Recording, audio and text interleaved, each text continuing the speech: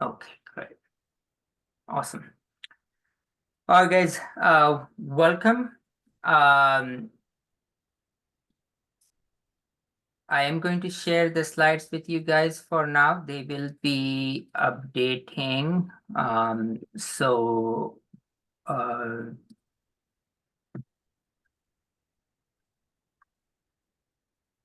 right. All right, these are the slides. So welcome to the last lecture. We will spend time in this lecture to review what we covered in the course so far.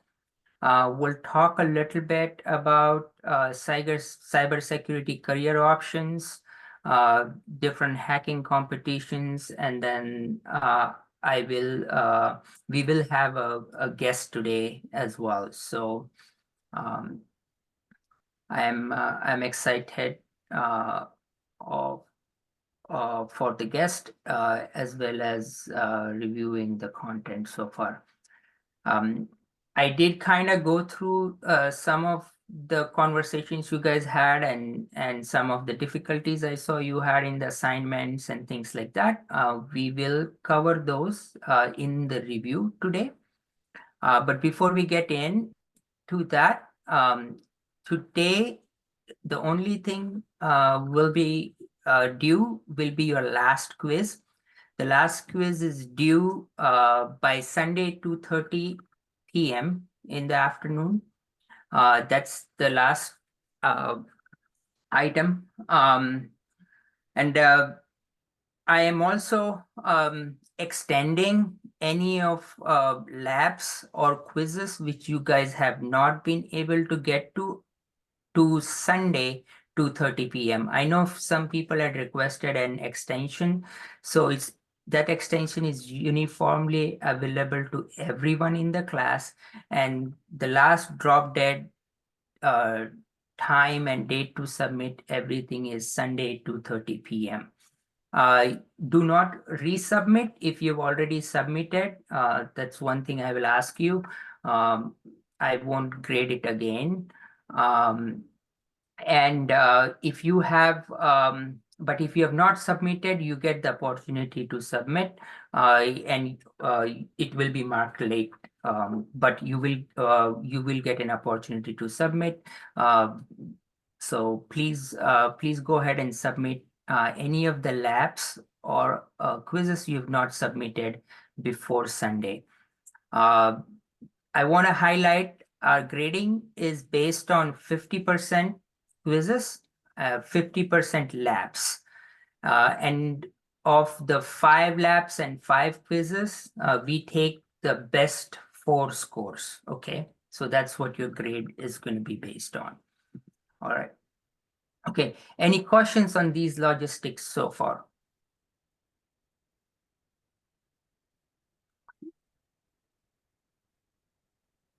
All right. Okay. Awesome. Okay, so scheduled for today. So we'll review all the quizzes, labs, and the content from the last 5 classes. Based on the questions or clarifications you guys have, I expect it to take about 40 minutes or so, but I'm happy to go longer based on what everything else we have going.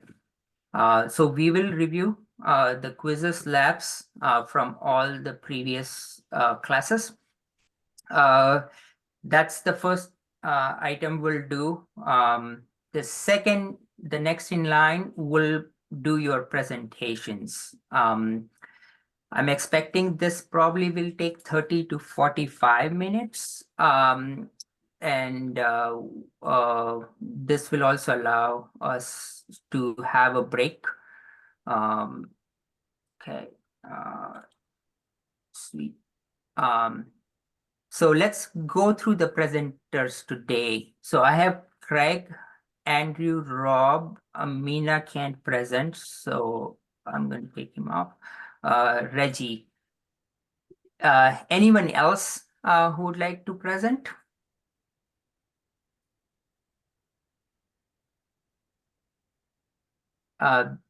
Bailey, would you like to present or you have a question?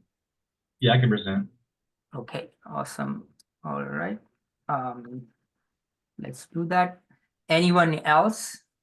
I saw some of the assignments submitted, and you all did a great job. Especially some people like went through a lot of work. I see someone submitting like a 10-page paper as well, so that's great.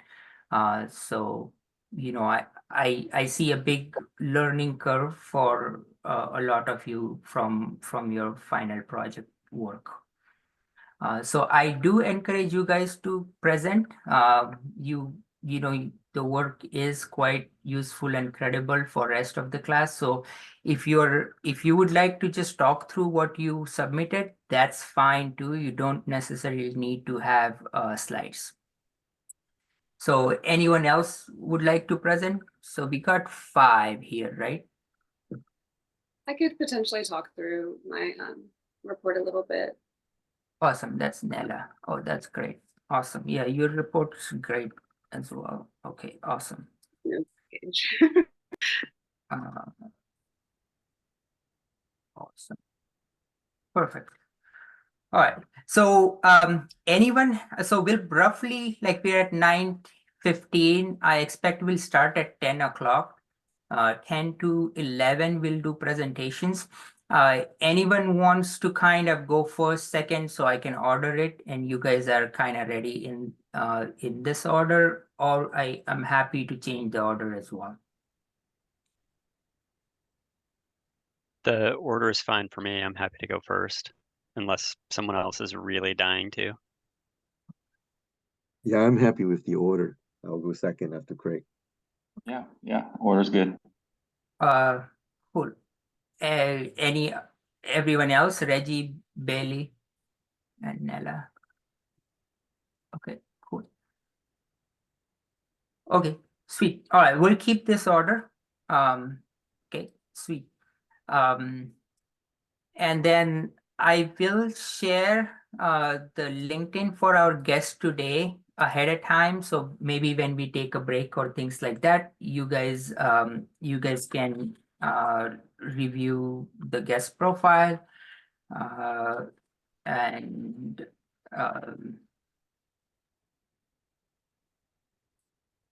so our guest today is Sumit Burde.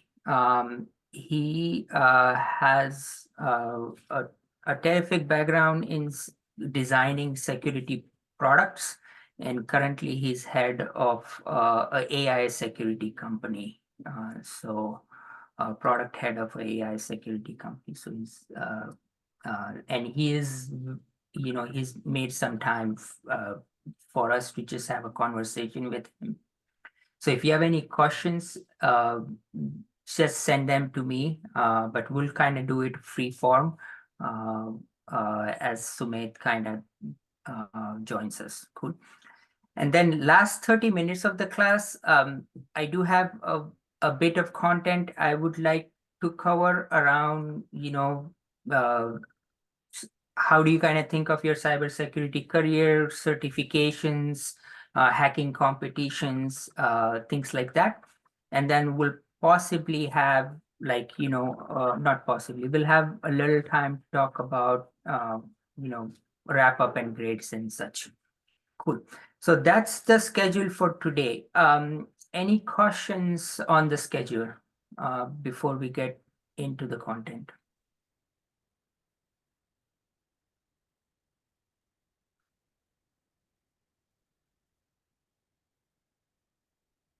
All right, cool. So let's jump right in of the class review. So from January 26th to today, we had 5 classes. The first class we talked about, can someone remind me what we talked about in the introduction, the 3-letter acronym we talked about?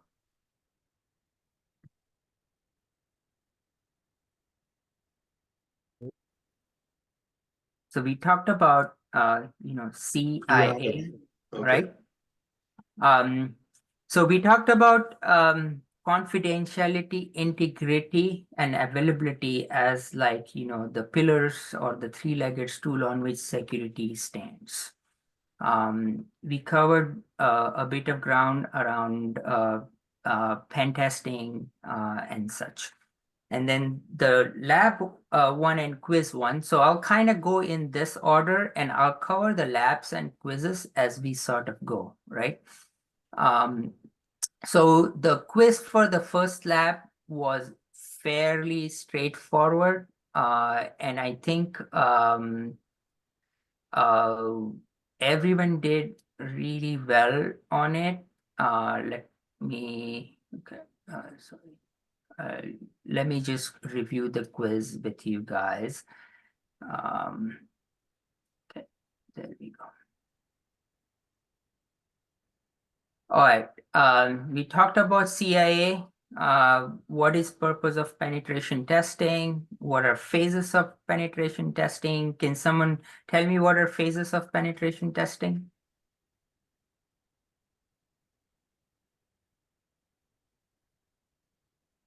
Recognize. Right?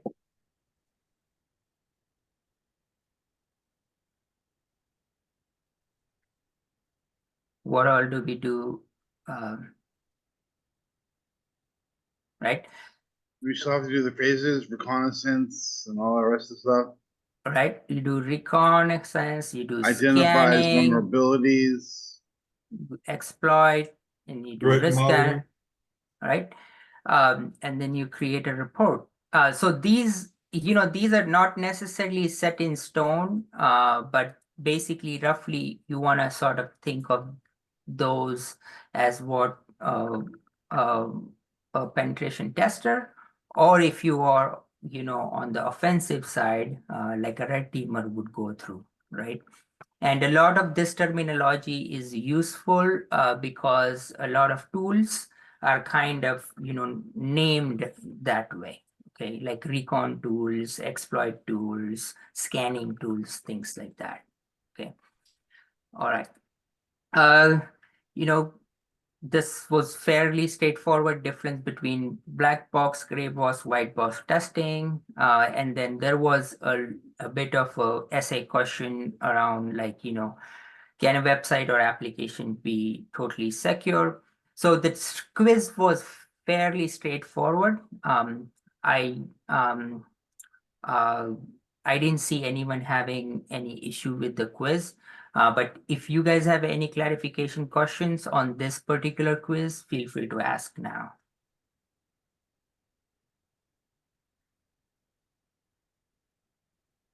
Awesome. So this is fairly straightforward.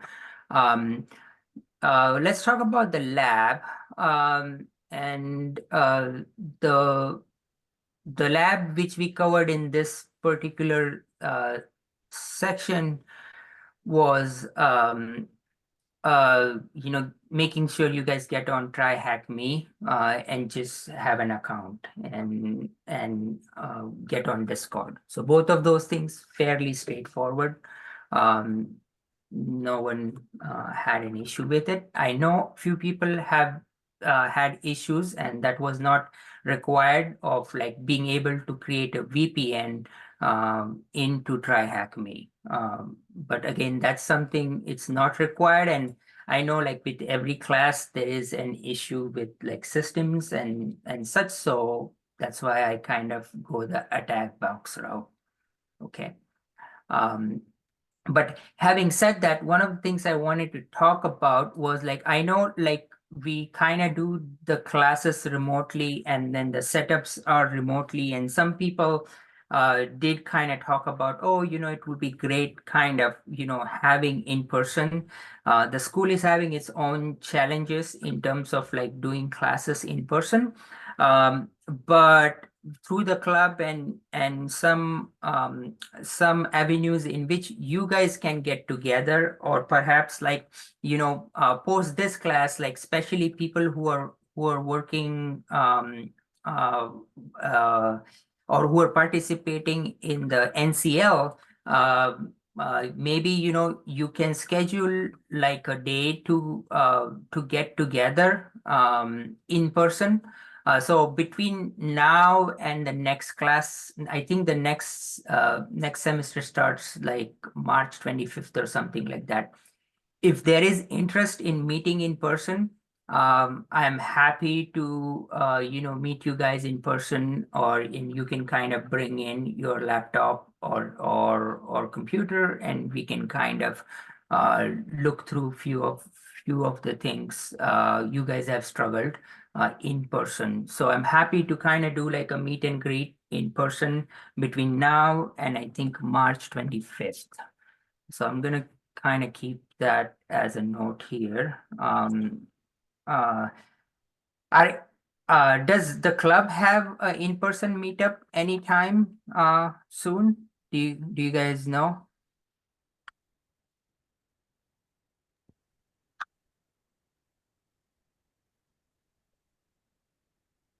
I don't know that there's anything formal, but it seems like for the NCL, there's meetings a lot of the Friday afternoons where someone will present, and then people can ask questions.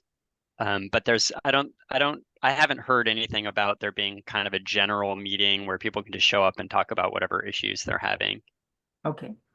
I've- So let me propose the following. If any of you guys want to take initiative and kind of propose a in-person meetup, I'm happy to come for an hour or two, and we can talk about tools and any installation problems or things like that you are having as well. Um, in past, we've done it at Jack London Square. I think there is one of the I think the gaming club or something like that, which can host big groups. It's not very formal. It's going to be informal. But you can bring your laptop. We can talk about specific installation issues as well. So I'm happy to kind of make time for something like that, but I would kind of want someone from the group to kind of take the initiative to organize it. Do you know what days would work for you of the week? Friday or Thursday would be best. I'm available on Fridays. So I'll just put like this, Friday or Thursday. So Thursday, um, you know, at Jack London Square, between March 8th and 25th. How about that? So I'm happy to make time for in-person meeting. Okay. So we can organize this on Discord, or you can also talk it in the club if they are doing a broader meeting or something like that. But we can kind of do something between like 4 to 6 p.m. or 4 to 7 p.m. or something which is easier. I'll just kind of put some times here. Okay. Something like that. Okay. So I'll just leave it at that. But I'm happy to make some time to meet in person. And then in that, if you're having issues with Kali Linux, if you have issues with VPN, anything like that, you can bring it and we can kind of talk like more with your computer and stuff like that. Okay. Cool. If anyone wants to take the initiative organizing this, please just message it on Discord and kind of, just do it. Because it's going to be hard to get everyone's time to align with it. So if there is enough interest, if there are 5 to 10 people going to show up, that's probably the best time and day. Okay, sweet. So yeah, address the in-person setup here, okay? So that's basically that's one way to kind of look at it. But as I kind of said, like, going forward, the best thing in order for you to kind of keep learning is to have a Kali Linux machine. Either you do virtual machine or some of you guys have done a Raspberry Pi, but something which you kind of, have on a more consistent basis, because, that's going to give you that uh, dependable environment to work with. Okay, sweet. All right. So the second class, we talked about cryptography and incident response. And a lot of your assignments for the final project is sort of based on, like, incident response plan you would do. And we covered a lot of ground. And then in the cryptography, we sort of, started with Caesar cipher and ended with public-private key cryptography. And one of the books I recommended you guys was this Cryptonomicon book by Neil Stephenson. So, if you have a spare moment, if there is there is also, I think, a audible or audio version of this. You can also borrow this from like public library and stuff like that. So highly recommend reading the book. And then for anything around, like, threat response, we talked a bit about ethics, and we also talked in the subsequent class about the Black Hills software game. So Black Hills.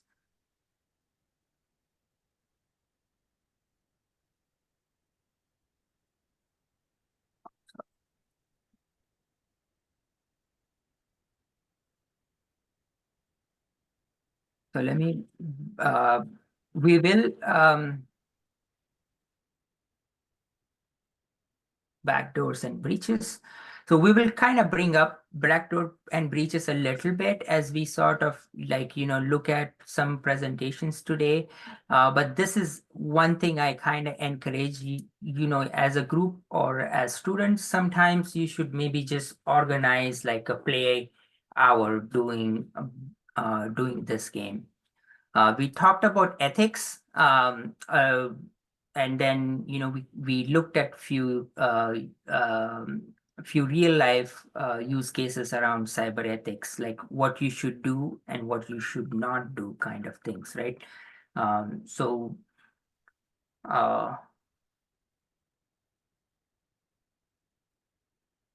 sure. Cool. I think someone has a question here, John, like, oh, about laptops and equipment. I don't have much about equipment. So you should probably ask someone in the school. I know there was a loaner program from the Bangalore Club. So maybe the officers from the Bangalore Club might be the best people. If you need a device, yeah, I think Amina just messaged here, Tech Exchange. Yeah. So Thank they, you. yeah, Yeah, so because it's hard for me to work from my phone. Yeah, okay, thank you. So they do have a program where you can access computers. So that uh, would be best. And if you're trying to get to it, do it sooner than later. Okay. Sweet. So we talked about ethics. We talked about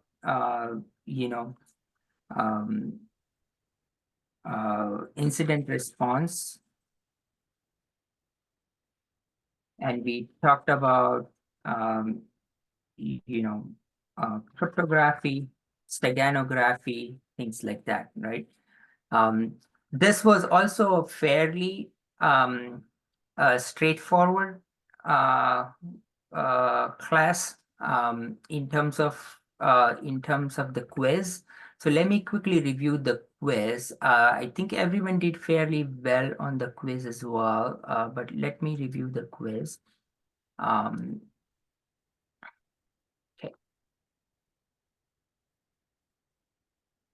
Sweet. I think the big problem people had was like, which of the following is not type of a computer memory? And I think we talked about in the class as well. Maybe you guys needed a clarification on it. Which of this is not type of a persistent computer memory? The persistent might have helped you guys get the correct answer. The correct answer is RAM, because RAM is not RAM is not a computer memory. It's just a working memory. It doesn't remember anything over reboots. It does remember, but only when the machine has power and context. Whereas whereas HDD, which is hard disk, SSD, which is solid state disk, and ROM, which is read-only memories, all of these persist over power recycling. Okay, so that was the only question I think people had trouble with. What is main goal of ethical hacking? To find and report security vulnerabilities. What is alert fatigue? We talked about incident response playbook. The phases of incident response we talked about. And then, if you have malware running on your computer, what are the things you would do to get rid of malware? Then there was a question on Freemason cipher. Pretty much everyone got this correct. Can someone tell me remember the answer for this? Mary, I love you. Tom. That's, yep, great, awesome. And then we talk of difference between symmetric, asymmetric cryptography, difference between steganography and cryptography. Okay, so that was quiz 1. Other than the first question, which we clarified, I think you guys all did great. So any doubts, questions on lecture 2? I have question about the same quiz right now. You review about the crypto. Is it that is the answer is one answer, or there is other option for that? Let's look at the quiz again. Which question you said? About go down there. The last question. The last one. No. Before the last one, crypto. Go to the crypto. What is difference between symmetric and asymmetric cryptography? Yes. Is it that is it has a different option for solution, or only the comparison between two of them? It's just a comparison between two of them. In symmetric cryptography, example of that is AES, Advanced Encryption Standard. The key is shared between the sender and the receiver. In asymmetric cryptography, example of that is RSA, public key cryptography. It's asymmetric cryptography. The key is not shared, or it's not the same key between sender and receiver. Thank you. Thank you. And then there are various other cryptography protocols which are symmetric and asymmetric. So you can choose any other example too. Okay, thank you. Okay. Yeah, awesome. And then Mo is saying he did his report on that one. Yep, that's great. Awesome. Yeah. All right. Okay. So that's pretty straightforward as well. So let's come back to, okay. So lab 1. Okay. So the reason I kind of front load like a whole lab, and I know I kind of told you guys like, oh, this lab is the hardest lab and it's got a whole bunch going. So we reviewed this lab in the class as well, but we'll talk about this again a little bit. So the basic pen testing lab, it's a little bit heavy, but I didn't expect you guys to get 100% of it. Even if you got first 3 or 4, that's great. Especially when you first time you're trying to learn about hacking tools and techniques. The reason it's front loaded and it kind of is like as a whole package is because a lot of times, like, you kind of learn about tools, you learn about technologies, but you don't really know end to end what you're doing.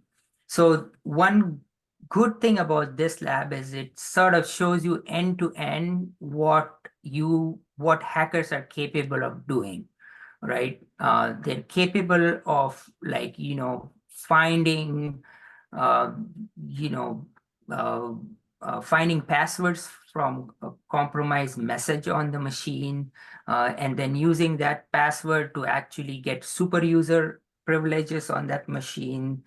So this kind of lab demonstrates that. Um, as a platform, Try Hack Me does the best job on all the things we've tried so far in doing like an end-to-end pen testing lab. So that's why I kind of choose it.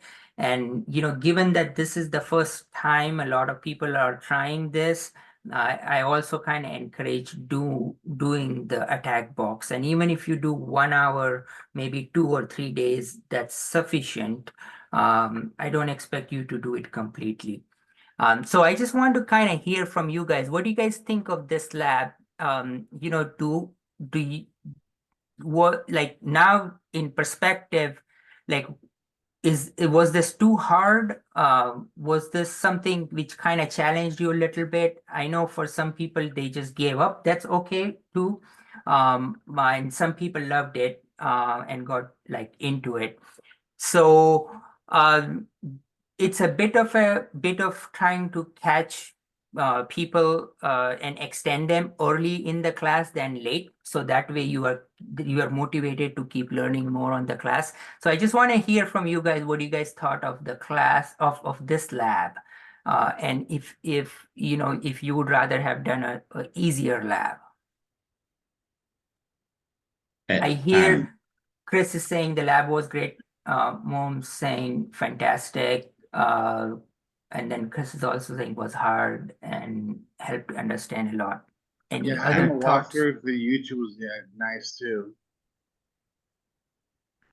Okay. Craig also liked it. Yeah. The time is very short because it needs more time. Is that? It does. Yeah, That's yeah. but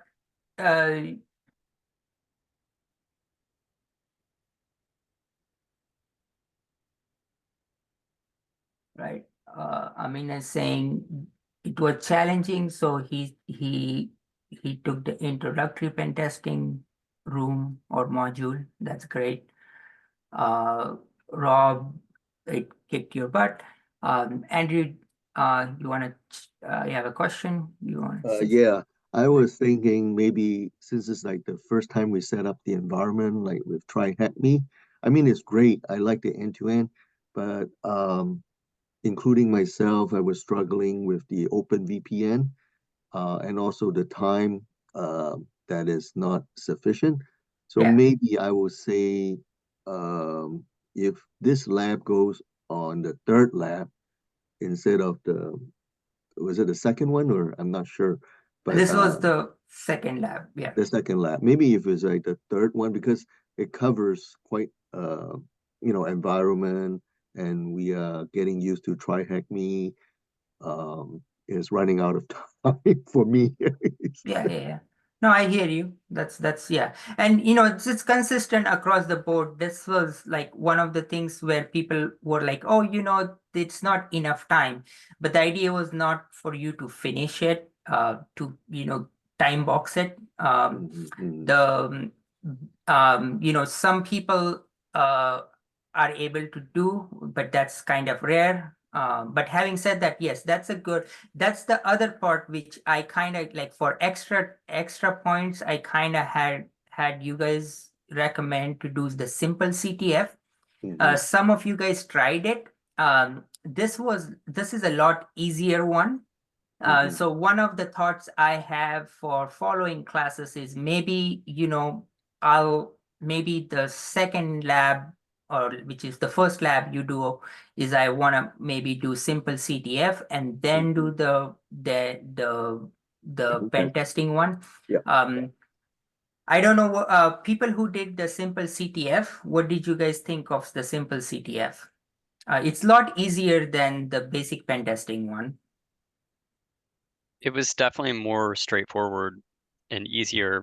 But I appreciated being able to go through a more kind of complicated process that I think represented like a lot of different aspects of how you would approach any hacking task, which is like a lot of trial and error, a lot of like trying different tools,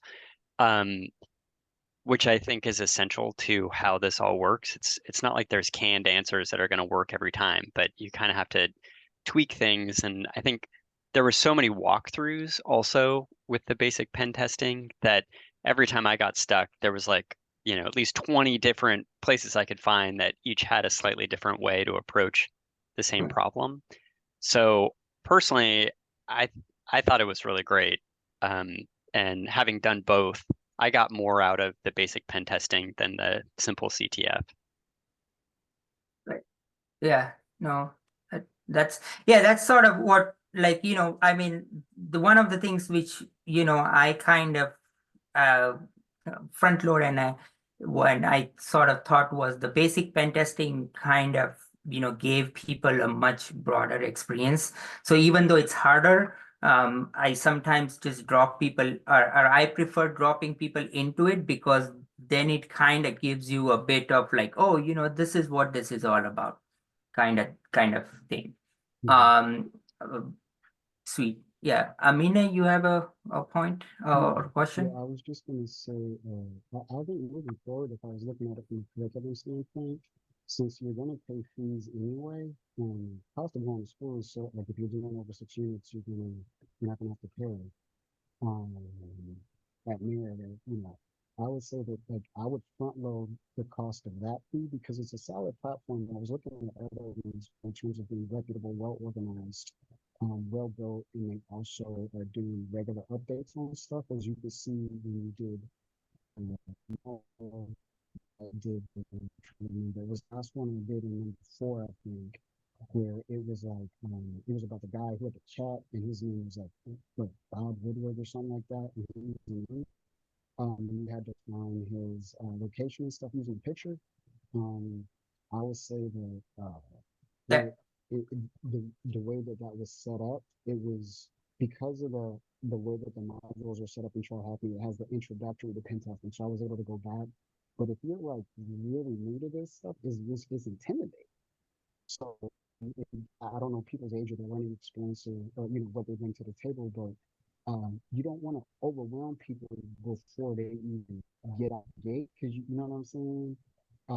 And so some folks may not quite have the habit of trial and error. You know what I mean? They got to kind of build up to it, and that like first I had to get over like that sense of failure. I'm not somebody who gives up. I'm like, I push really hard, but I want to, and that's how I enjoy my learning. But I would say that if we used the tracks in the order, I like that order to how Try Happy sets the stuff up, and in addition to the rooms and so forth and so on.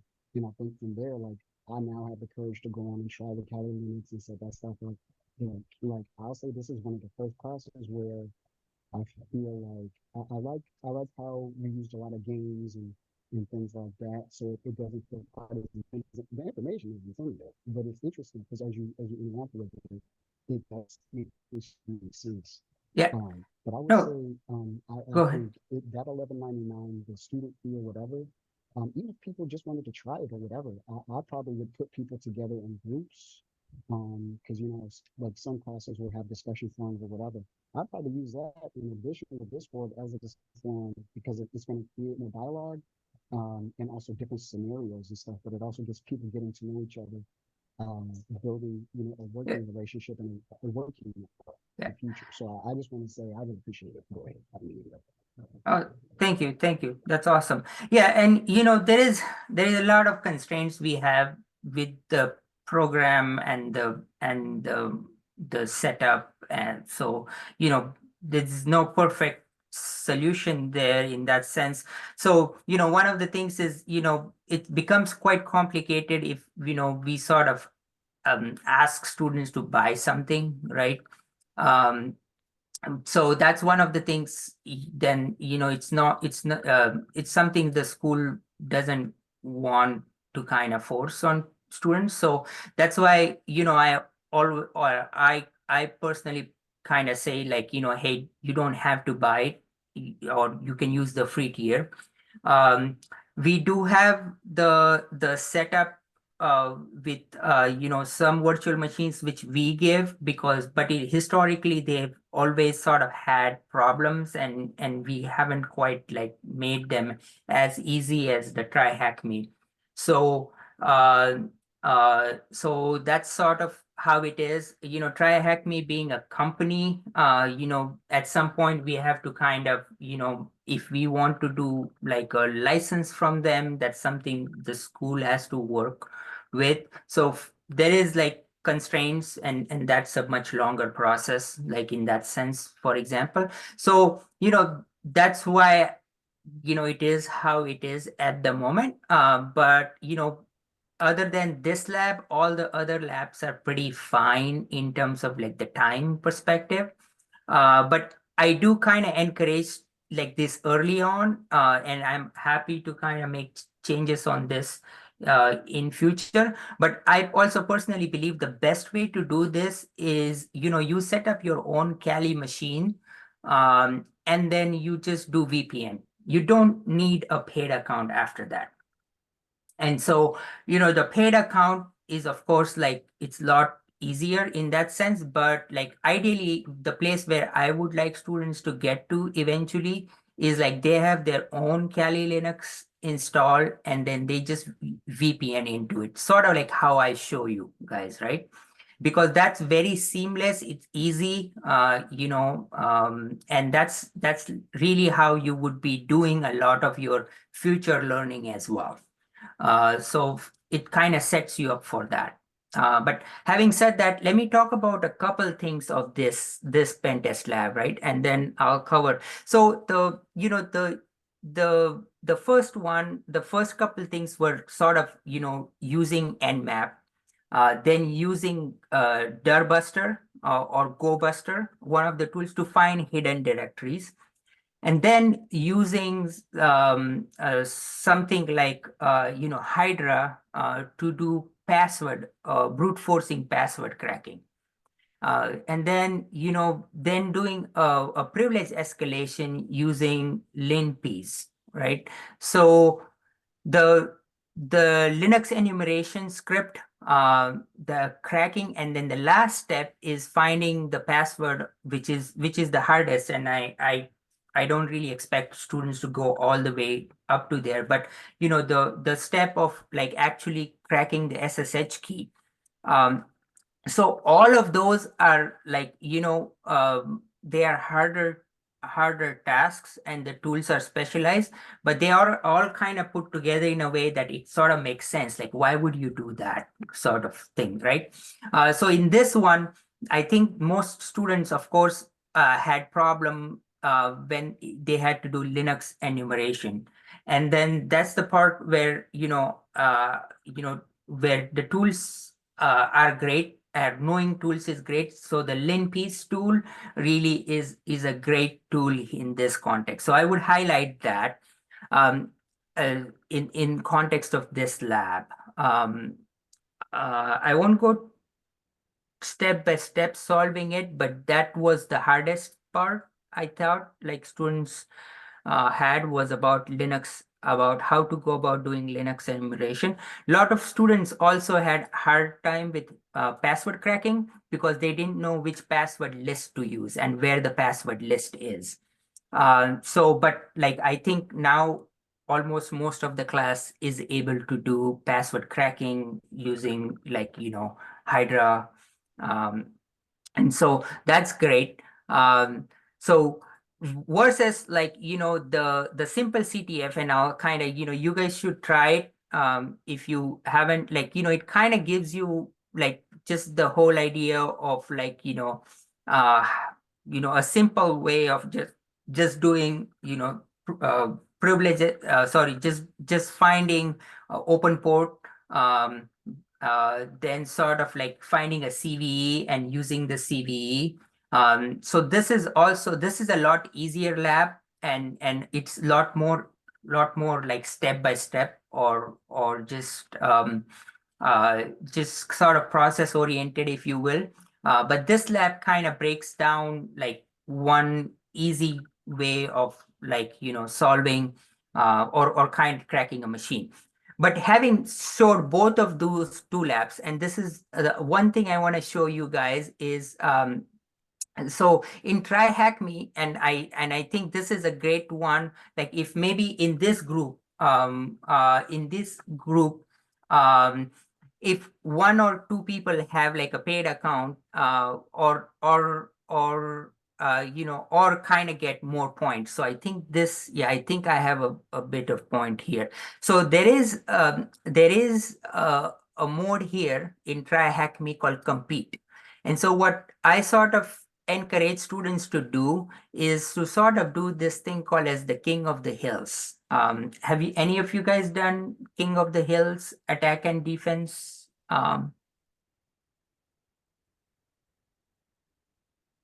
So this is a great way, like, you can set up like 4 or 5 students together, and you kind of set up like an hour to do King of the Hill, and you fire up a machine. So, maybe there is one going on right now, which is called Panda. So I'm joining someone else's. It's a public one. It's called Panda. And they are basically trying to crack this Linux machine called Panda, right? And I'm spectating this game, right?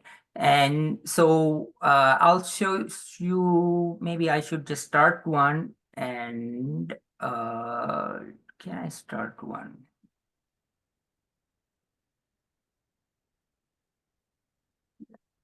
Okay.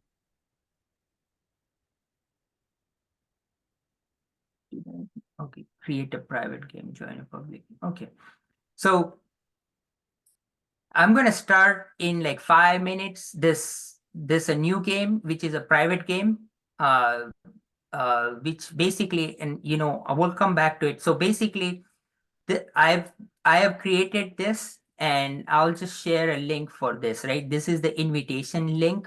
So when I send this link to you guys, maybe some of you guys can click it, and I just want to demonstrate it. We won't play it, but I just want to demonstrate this.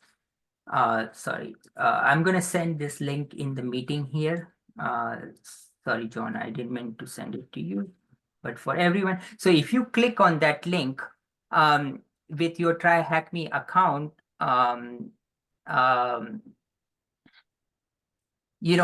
basically what you can do is, you have a box to hack, and then you basically compete with each other to try and hack that box. But one of the trick of all of you are hacking the same box, but what you can also do is, as people like get a flag, which is like they score a point, what they can do is they can close the door behind them. So for example, if someone found a directory, like a password file, which has password of some user, what they can do is they can take the flag from that password file, score the point, and then they delete it. And when you delete it, the next person, or like anyone after you, cannot like really score that point anymore. So it's a really fun way where you are attacking and defending, or what you're really trying to do is you're trying to make like have your co-players not score the same points as well. So as you sort of do more of it, that becomes a lot more fun, where you kind of do things like that. So Andrew is saying he's not qualified to play it. Yeah, I think you need to rack up few points before you can do that. Okay, yeah, that's okay. So if you spend some time on this platform and you get some points, it kind of opens that one up for you. If you are intermediate or advanced level. But if you pay, then you can join private rooms like without being intermediate or advanced. So that's one of the items. And then you can kind of like gaming, you can create a Discord channel and kind of talk to each other as this is sort of having. Okay, Rob is saying okay, even though he's paying, he's getting that message. Okay, then I think they probably changed it. Okay. All right, yeah, then so basically rack up few points on this platform, and it's not a whole lot. If you kind of do few rooms, then you can kind of participate in something like that. We'll come back to it. I'll show you like when the room is up, like what it looks like. But I'll kind of keep moving for now. Okay, I will say go for ahead. everyone who's also, I'm a beginner, but it looks like you can just go to your profile and try Hack Me and change your level of experience. You can choose it, so you can change it to Oh intermediate. yeah, that's right. Okay, there you go. So Instant advancement for everyone. there you But go. that's against that's against the ethics. We're hacking here, man. where is it? Okay, in the level. If you go back to your profile, on mine, I just scrolled down farther. If you go down, Oh see yeah, right there, yeah, technical yeah. ability, Okay, yeah. and I could just change it. It was on complete beginner, and I just switched it to intermediate. Yeah, do it and then join the room with that link I just sent you. I just want to show you, like, it is quite fun when you kind of do that. Okay. Okay.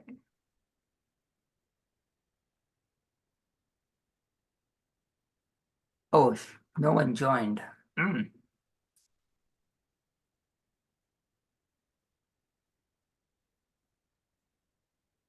All right, I guess okay. I will. It says the game has finished already. Yeah, because no one joined in time. So let me Okay. send it. I'm gonna send a new one. So try this one. So, it's got its own sort of rules. Try this one.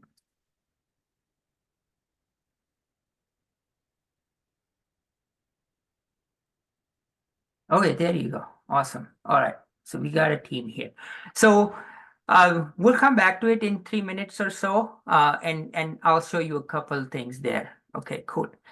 Cool. Right.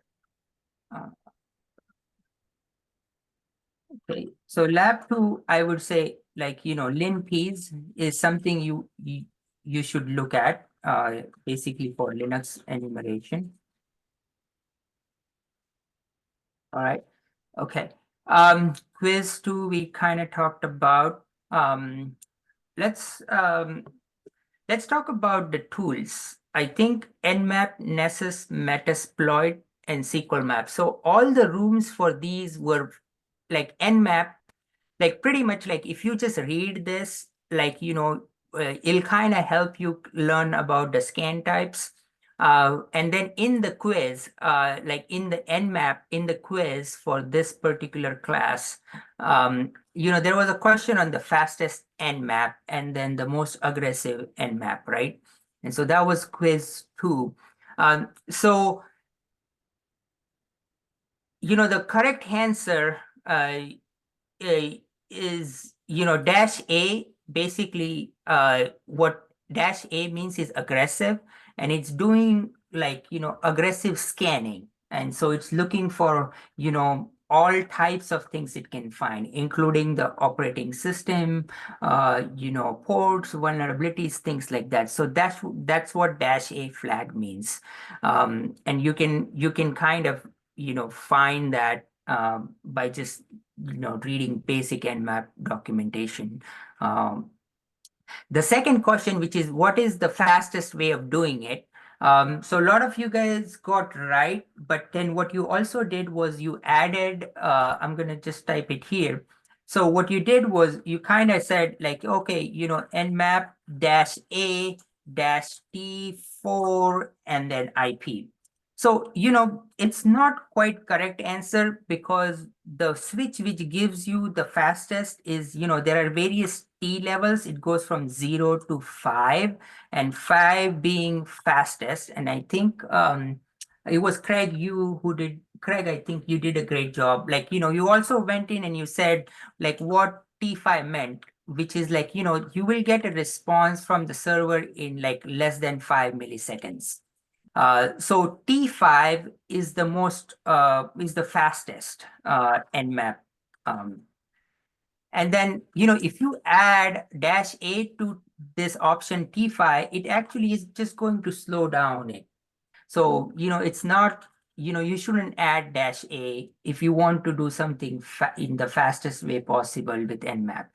If you want to do something really fast with Nmap, you use the -t option, and in the number you choose the highest number, which is 5. Okay, so that was the only other question on the quiz which you guys had issue with. Others seemed fairly easy on the quiz, and we'll talk about SQL map in a bit here. Okay, cool. Let me kind of look at the the room here, right? The Nmap, all these are fairly straightforward. The ones which I kind of like people to like keep in mind for future is these scripts, right? So Nmap has like an amazing library of these scripts, and you can do things like SSL with Nmap scripts. I know someone is presenting on SSL burst and things, SSL dump, or like tools which kind of help you look at SSL. Nmap can also help you look at SSL by an additional script. And that sort of script is called SSS enum script. But Nmap has like a whole library of things you can do with these scripts. So that's a great kind of toolkit to have. Okay. So Metasploit is like a kitchen sink. Again, like this is just an introduction to Metasploit. It's very powerful. Everything here was like fairly simple. If you just read it and you complete the task. So SQL map. The introduction was easy in this lab. Using SQL lab, again, like just kind of doing the help. I know a lot of you guys had issue with SQL map challenge. And the issue you had was basically, trying to set up a proxy to look at to kind of create a proxy to sit in between. And it sort of needed you to either use Burp Suite or something like that. So if you didn't complete the challenge, that's fine. A lot of people didn't, but the way you sort of want to think of, and I'll show you in my setup here. All right, Rob saying the game has started. Okay, let's see. Okay. All right, let's look at the game, and then we'll come back to the SQL map here. Okay, I think we're 5 minutes over. We'll go 10 more minutes. Where is the game? All right, okay. So this is the IP. Okay. So what you sort of do is you input a flag as you sort of find it. And what you're sort of doing is you are going to, where am I? Okay, this is my Kali machine.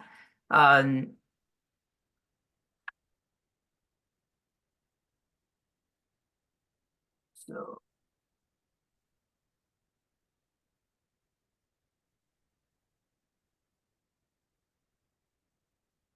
okay. And then I'm just going to, like, the one easy thing is you can do sort of like nmap your machine name. Like that's the easiest thing you start with. 10.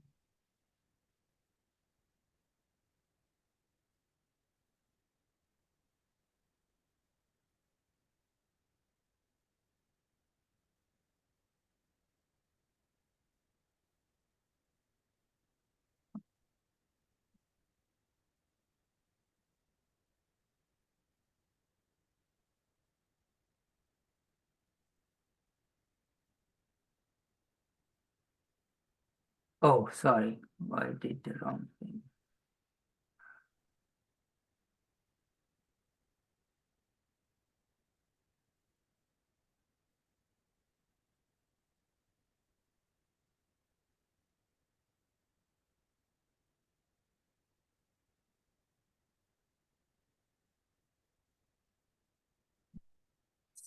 Keep doing that.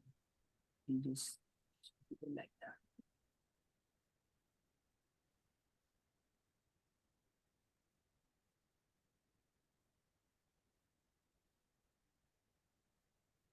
Yeah, there you go. So see, this is IP port and take a role. So, this is a random machine. So this is sort of how I am playing it. If I sort of score a flag, like, what is the IP of this machine? I'm just going to say, and maybe port, I'm guessing, okay? So, and I don't know, I'm just going to like see if I can do something like that, no? And so looks like maybe what I can do is I can open up another window here, and I can nmap it. And then let's use the fastest switch. What's the fastest switch, Right, T5. right? And so that's the IP. And so over time, you'll realize, like, since you're going to use this IP a whole bunch, like, you probably will create like scripts and shortcuts to do stuff like that. Okay, so look at this. It's showing a FTP, SSH, HTTP, RPC bind, NFS, deck notes. So what's this? I'm 333. So which is kind of interesting. Sorry. Maybe I don't know what this is. There you go. I found something. What do you think this is? An encrypted file. Right? So, so there might be a flag in there. So basically, you will kind of start doing this as a group together. And like, as you guys are seeing me do this, what else do we have here, right? Like I'm curious, like 999, it says abyss. So maybe I just go like that.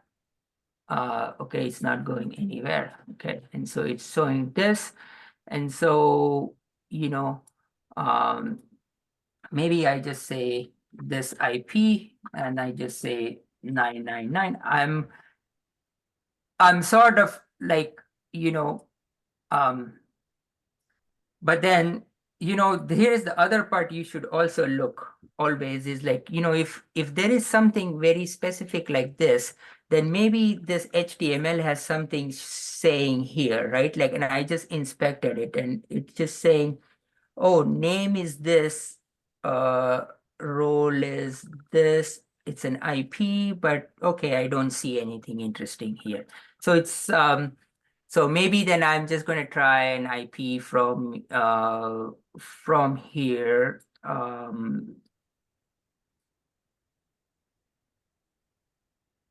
So, it has SSH, it has that key.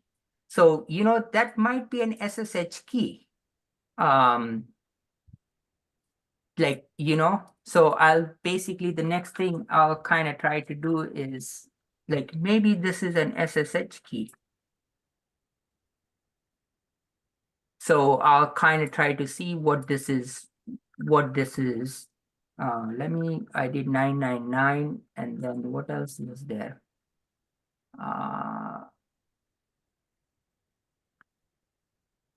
There is NFS and there is FTP. Oh, so that's easy. So there is FTP open as well. So, I can kind of go there and I can say, FTP to, so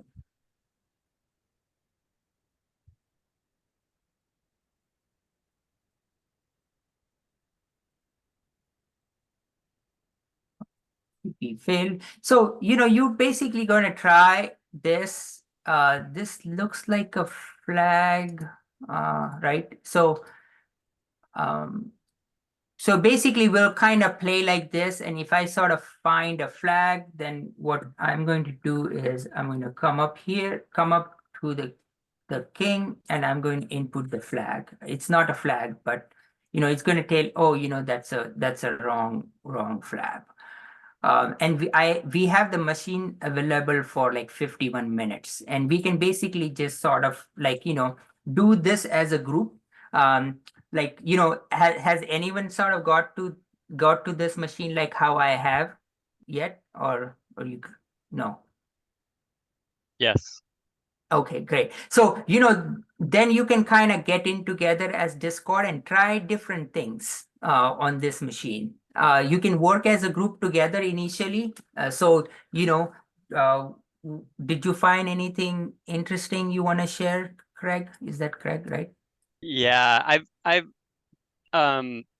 used Burp Suite real quickly to look at what happens when you enter things into that Wheel of Fortune window. I don't know what it means.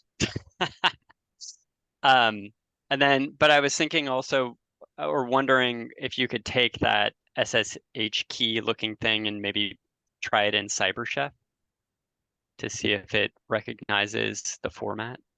Yeah, But I haven't that's done that yet, but those are the only ideas I have. I have a So, pretty limited yeah. palette. No, that's basically you know so that's great. Like, you can kind of input is this, Maybe hit maybe, the magic button wherever that is. where is, hold on, let me make it bigger. Okay.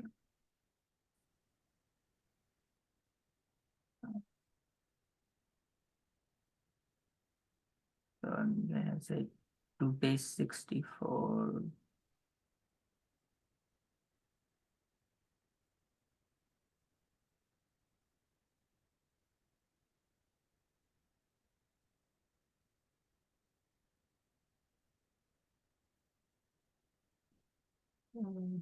Format.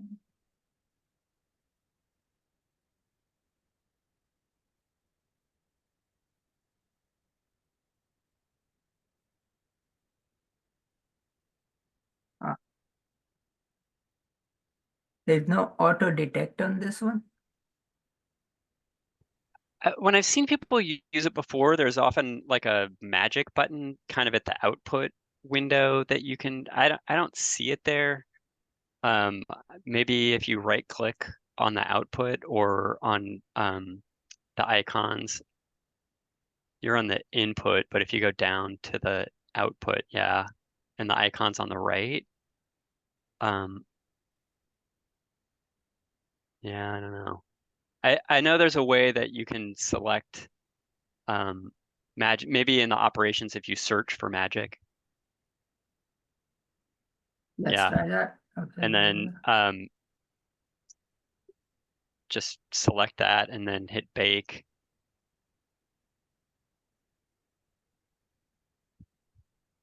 I think is how that works. All right. I have not used this one, so I will have to decipher it. But this one is Yeah, if you go back up to magic and if you just left click on it and hold it and pull it into the window just to the right, the recipe window, there you go. And then if you scroll down in the output, Let's see. it'll have the things that it might match. So it doesn't look like it turned up It's a valid anything. UTF-8. It's base 85. So, it possibly is base 64. So, that's, if it has, I think it's possibly is base 64. Okay, I guess. Yeah.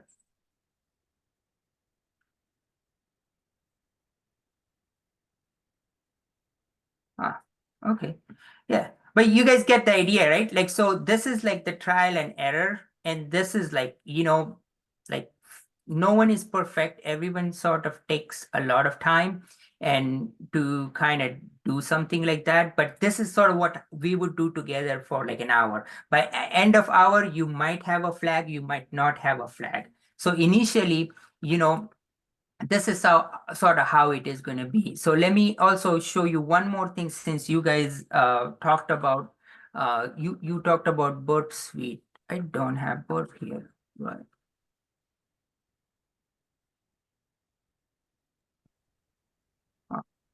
It's a pretty quick install. Okay. So the reason I'm bringing burp suite is here is because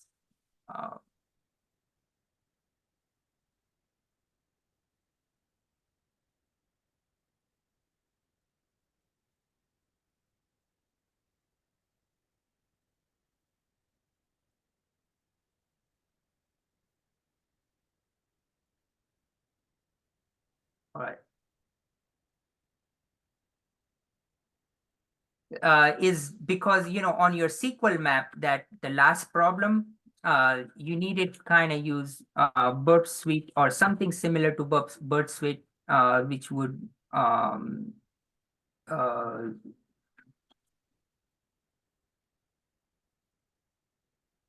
kind of find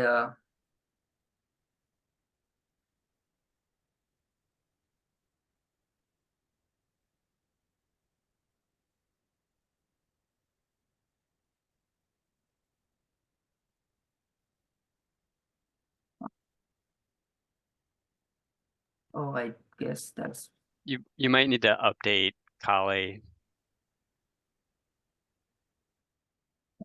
I'm not gonna do that at the moment. Yeah, understood. Okay. I installed Burp Suite this morning and went really fast. I didn't Okay. have those problems, so. Well, hmm.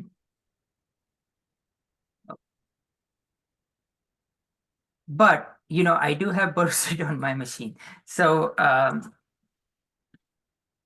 the thing I wanted to show you was something like this, for example, right? This particular website, like what where- okay.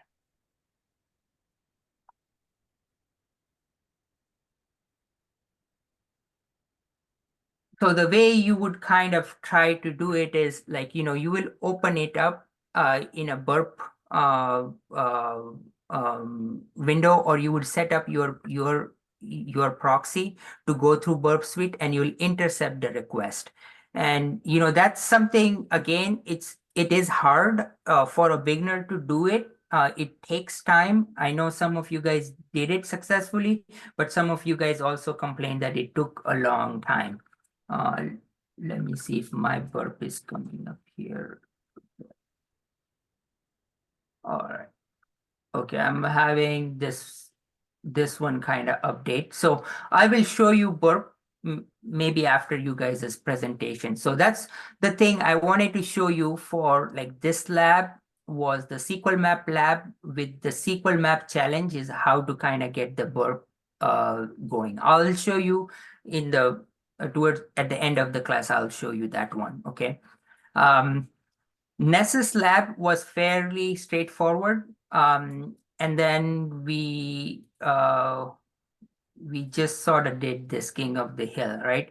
So this one also, like, as you guys are presenting, maybe I'll see if I can get a flag or so. But basically, you kind of do this like as a group together. And if you want to do one of this, and again, like this is something, if you guys want to, if you guys want to volunteer to host a room like this, I'm happy to join for like one room or something like that. And you can try a room, we can try a room together. So that's another thing I would kind of put in here is your pen testing tools is like, King of the Hills, King of King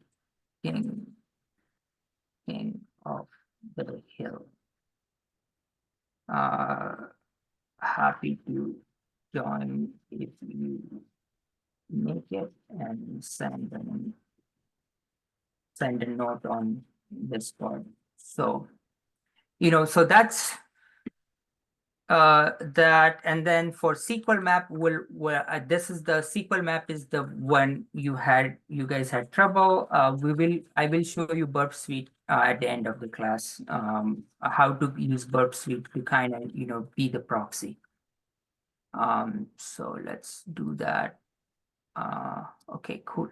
Awesome. So I am going to, we got 10:23 and we have, okay. So in lab 3, I know you guys, this was the last try hack me, the OSINT one. You guys did great, except like I think some people were complaining about not able to finding the SSID. But some people very easily found it, and was it only for some people that the wiggle thing didn't work, or was for everyone that wiggle didn't work? You know what I'm talking about? 1G, right? Yeah, For 1G. some people, it's hard to find the SSID. I didn't find it, but yeah. Okay. Was it super easy for like I saw a bunch of people find it and bunch of people complain that Wiggle timed out for them. I found an SSID, but it was the wrong one. Okay. Did anyone find it?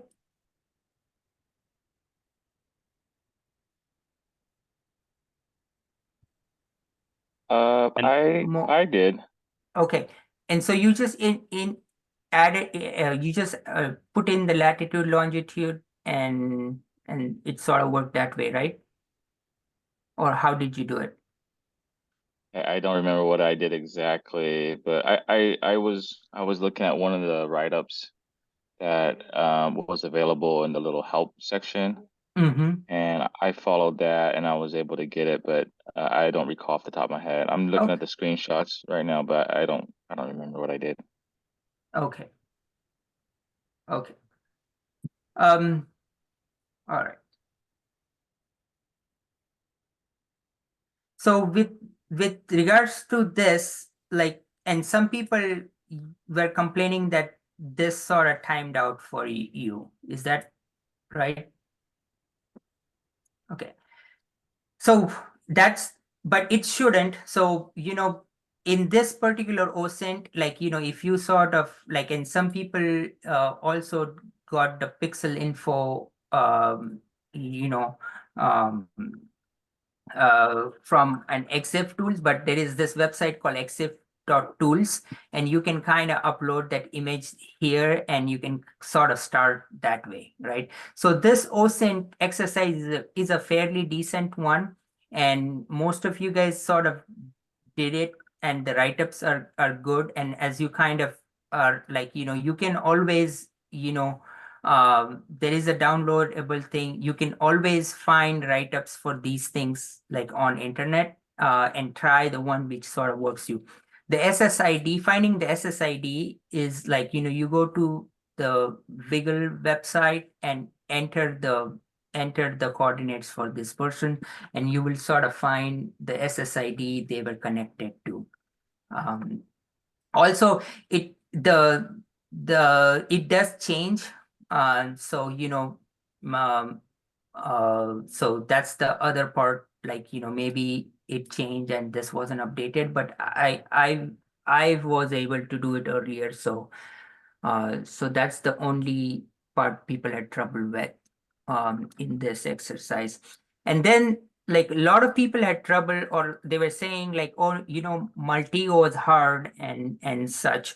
So I will just quickly, this is the last thing I will show you. And then, we'll cover the 5, 6, and SQL map after you guys' presentations. So the last thing I will show you in the review is let me Multigo. Okay. So this is and a lot of people were like, oh, it's sort of hard to use, but it is a very powerful tool, and as a lot of you guys realize, like it's way more informative than something like uh, uh, something like Google hacking or using census or using Shodan. But it's powerful when you kind of like put it together for yourself and find something. So let me just start with like a new investigation. So this is basically how you start. I'm doing a new investigation. Does someone wants to give me a domain they want to investigate?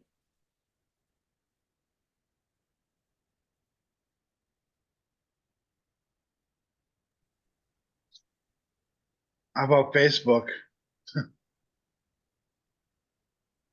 Okay, and so I'm just going to where did it go? Entity.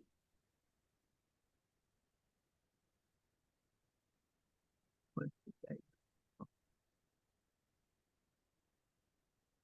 All right. Okay. I'm gonna. So so in the investigation, what I'm going to sort of do here is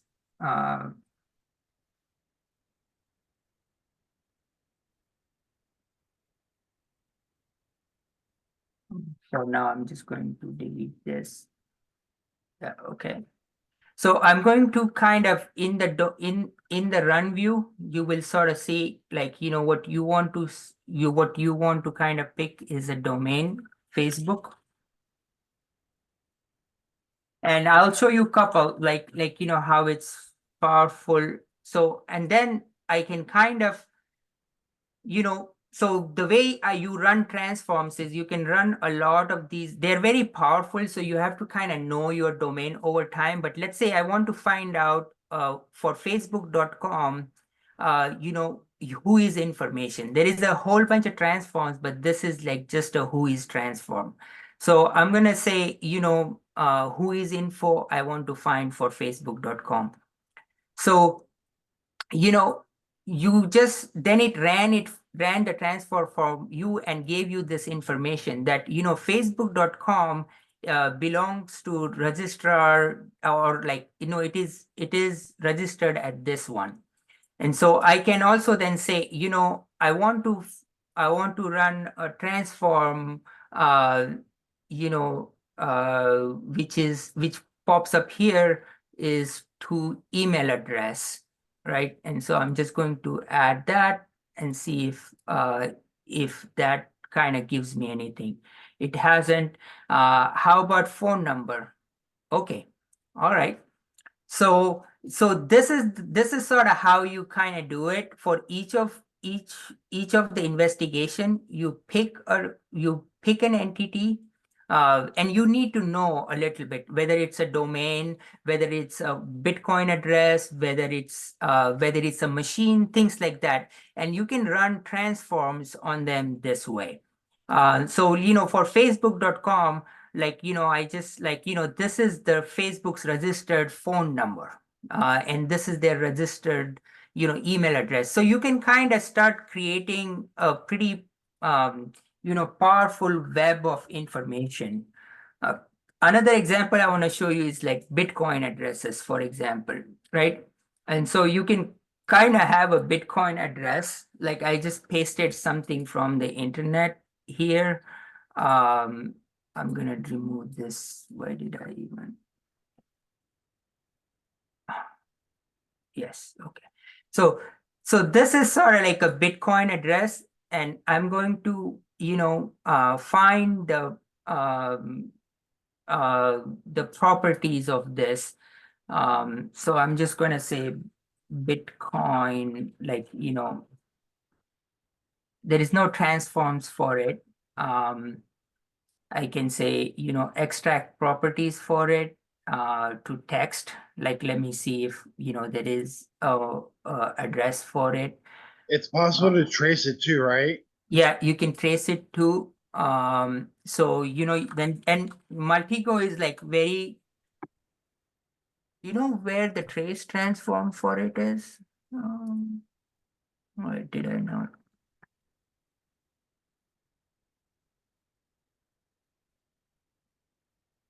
Okay, there it is. That's why it was. Okay.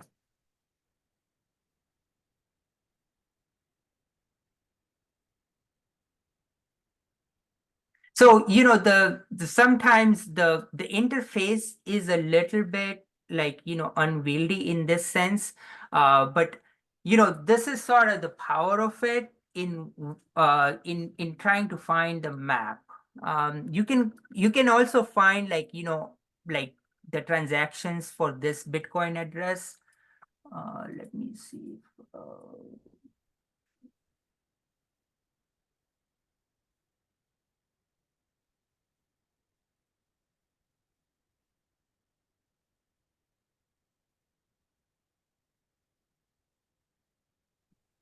So if a hacker group asks for Bitcoin for money, do you actually be able to trace the Bitcoin and where it's going? Yeah, you can. You can find all the transactions. So, for example, like I think Andrew is presenting on United Health, the recent one, right? Yeah, it's So, $20 million ransomware. yeah, It's crazy. yeah. So that the Bitcoin address they send to, for example, they already know it belongs to this organization because they can go and find out all the transactions which happened to them in previous ransoms, for example. So you can do that. And so Multigo is not like this information is it with Multigo. Multigo is just a tool which fetches it from the blockchain. So all the data sources for Multigo are like, you can do it independent of Multigo, right? You can go to like, I think chaininfo.com or something like that, but you can do it. But what Multigo does, it brings all of these together in a way that, you can kind of create a graph.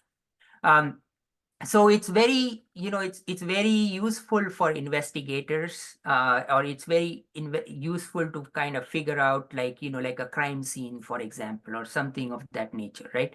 So this is a way to use it. I am not an expert in it either because I don't do a whole lot of OSINT, but this is basically, the flow. You start an investigation, you add an entity, and then you run a transform. And all of these entities transforms are like very domain specific. So you have to know a little bit, spend a little bit time in the type of investigation you are in. But, Multigo brings all of it together.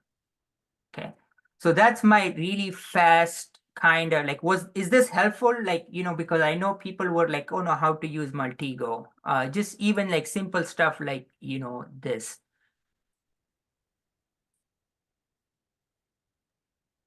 Yeah, if you go on YouTube, there's a couple files that you can find on YouTube as well to help out. Yeah, and if there is like a video which you guys loved, or like someone who was new and like found it very helpful, then why don't you share it on Discord? So you can kind of, people can kind of, if they're interested, because I know a lot of you guys are interested in Multigo, so you can kind of like learn from each other on that.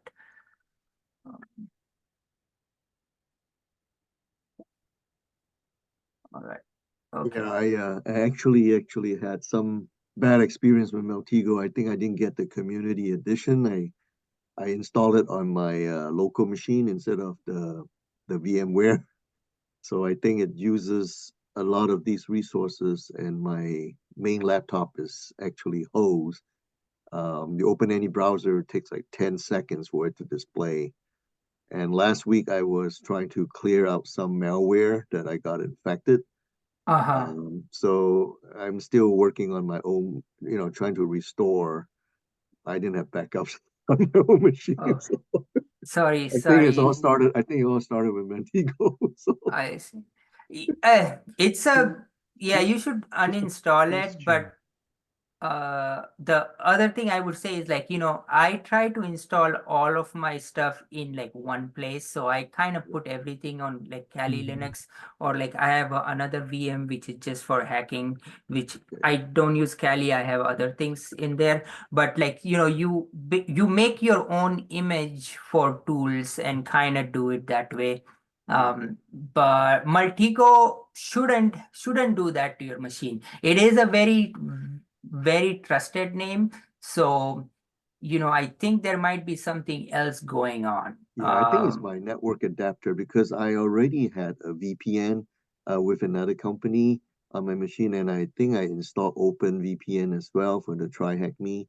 And at times it says your VPN is another version of VPN running. So you can't have two VPN on the same machine. So I have to kind of clear things out a little bit. Yeah, Okay. sorry about that. Thanks. No. Just out of curiosity, I was wondering, can you install Maltego and the kind of like the tools, the ones that are downloadable? Would it be better to put them on an external hard drive or an SD card, maybe that you can install until you're able to get a separate machine? If you know what I mean, if you have your daily driver and you can't afford to have that get messed up, can you No, put them on yeah, the best way to install this is to not, like, if you want to keep them separate, is in a virtual machine. And it's not so much of like having external storage, it's just like something more isolated from your day-to-day. So you have to fire this one up separately in order for it to kind of, be running. But having said that, Multigo, I do trust it enough that, even in the assignment, I said like, it's fine if you install on your regular machine. So, but it shouldn't cause, and I'm sorry, Andrew, it caused that for your machine, but it shouldn't do that because it is a well-regarded software. But in general, like other things like, the hacking tools, which are like more bespoke, more like command line, you should install them in a virtual machine in like a Kali Linux setup, if that makes sense. Yes. Can Kali Linux be put on an external hard drive? Not in an installable way. It's a read-only one. Like there is a USB sticks you can make, but yeah, that's not something which is gonna like work where you can, keep it persistent big, in that sense. Okay. Okay. All right. So I think we are officially running late here. So what I'm gonna do is I'm gonna do the SQL map towards the end, and then lecture 5 I will review towards the end. We do have 20 minutes before we before we have our guest joining. So how about this might be tricky, huh? I spent a little too much time on this. This went like 80 minutes. Getting into good trouble. Okay. All right. So how about this? Why don't we do 3 people presenting now, and then 3 people maybe presenting at 11:30, and then I'll kind of do the cybersecurity, the careers. It's not a whole lot of content, so I can kind of shorten that. So we'll do maybe let's see how many we can do between now and 11 o'clock. Yep. So let's give us a couple minutes, and we'll start with the first presentation at 10:45 with Craig, and then maybe we do Andrew and Rob, before 11, and we do Reggie, Belly, and Nella at 11:30. How about that? Okay, Sounds good. I can be fast.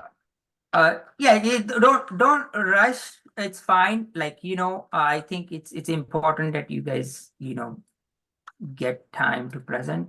And I'll also see if our guest conversations, we can shorten that a little bit. So, all right. So, all right, I'm gonna stop sharing and I'm gonna have Craig, you can share if you would like to share, or I'm also happy to pull up any slides if you want me to pull I that. can share my screen. Okay, sounds good. All right. Okay, cool. So, all right, Craig, go ahead. Oh, okay. Are we going now? I thought we were gonna. I mean, you can start it. We'll start at 10:45. So if people want to take a quick break and come back, so we have like 3 minute break. Okay. All right.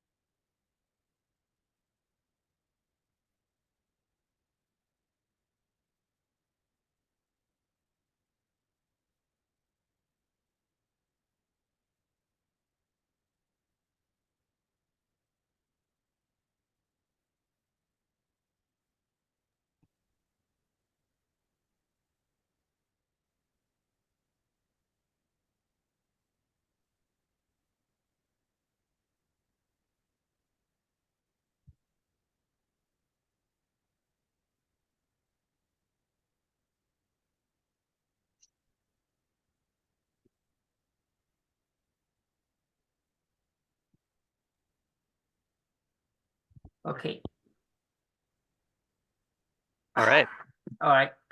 We'll get started. So Craig, all yours. Cool.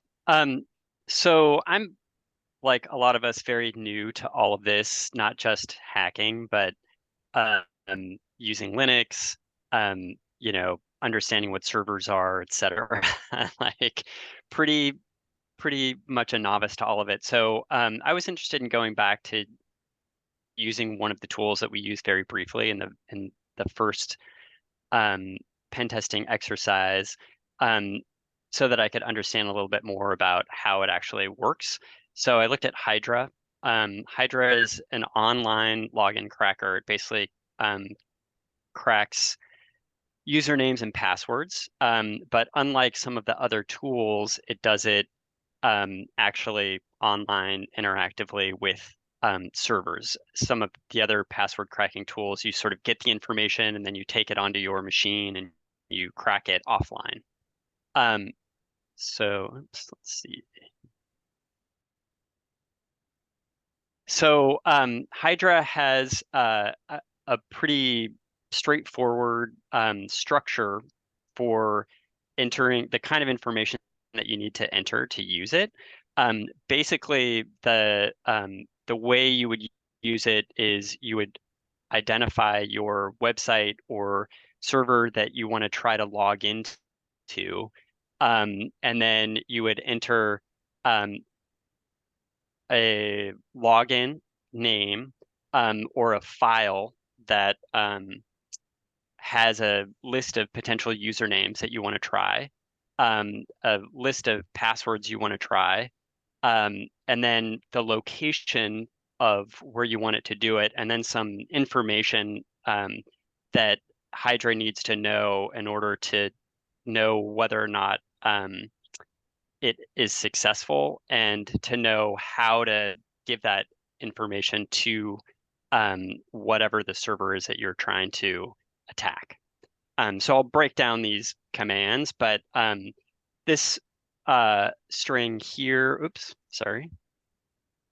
The top string here just shows kind of the basic format, which is very confusing. But the second one gives an example of how this would work if, say, we were trying to enter a command to attack a particular website that you can log into. And I'll show at the end of this kind of how this actually works in practice. So the first thing you enter is Hydra, which just invokes the command like any other tool in Linux. And then the next thing is you would enter either the login name that you want to use or a file that has that list of names. And there's different ways that you can generate these, and Hydra has actually some tools that I'm not going to show today, but that you can use to generate lists of usernames or lists of passwords. But one of the things that's nice about it is that you can kind of, if you have an idea about who a user might be, if from like your you know, exploration in the OSINT phase of your exercise, your pen testing, you come up with some names of some employees at a place, you might create a list of versions of their names, right? Their last names, their first initial and last names, and you could put all that on a list, and then Hydra can try all of those in sequence. And then the same thing with a password file. And you can choose any password file. You also can do some additional filtering with these files if there are password requirements that you know about the site that you're trying to attack. The -u flag tells Hydra to loop around usernames rather than passwords. And what that means is that instead of trying the first username and all of the passwords, and then the next username and all of the passwords, it basically will try all of the usernames with each password option. And the reason why that's useful is because a lot of times your password list will be set up in a way that the most common passwords might come first, and you don't have quite as many usernames. So you can hopefully find a combination that works faster rather than having to go through everything to finally find a workable combination. The -t flag tells Hydra how many parallel threads to run. So one of the things about Hydra is that it will basically be attempting the same operation multiple times in parallel. So rather than just trying a single username password combination, it can do up to 64 basically simultaneously. The -f flag tells Hydra to stop when it finds a successful combination. Oftentimes you just want a single way in. You don't need to know multiple login and password combinations, because it can take a very long time, and it also might, trigger your IP address to be blocked. So this is a useful flag, so that you can shorten your attack times. The IP address is pretty straightforward, as is the port to be used. So this is the kind of most complicated part of using Hydra for me, which, like a lot of the tools in Kali Linux and hacking tools in general, there's so many options, it can get pretty bewildering. So for Hydra, it's going to kind of change its parameters and how you have to give it information based on what kind of a service you're attacking. And you can see there's a pretty long list of types of services that Hydra is capable of adapting to. So each one of these has its own sort of set of parameters. They often kind of follow this format where you'll have the URL, a colon, you'll list some of the specific parameters for how the username and the password being attempted are entered into the service. And then there will be a condition string that is essentially what you're telling Hydra to look for so that it knows whether or not the password has worked. And we'll talk about that more in a moment. Because there's so many different approaches that you can take with Hydra, one of the things that you can do that's really useful is look up these different module types. So I've just shown an example.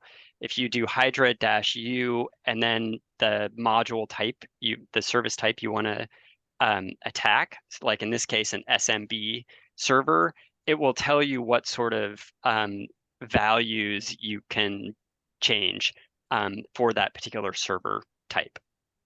There's a lot of them, but the basic idea is the information is buried in there and can be found as you need it. So the general attack protocol with Hydra is you would scan to discover ports and servers. You would identify what kind of login form you're up against. You would check to figure out what the import parameters are that you need to set for that particular module. And then you would choose your username and password word lists. And then using all of that information, you would craft your command and then unleash it. So to show this real quickly, if there's time, I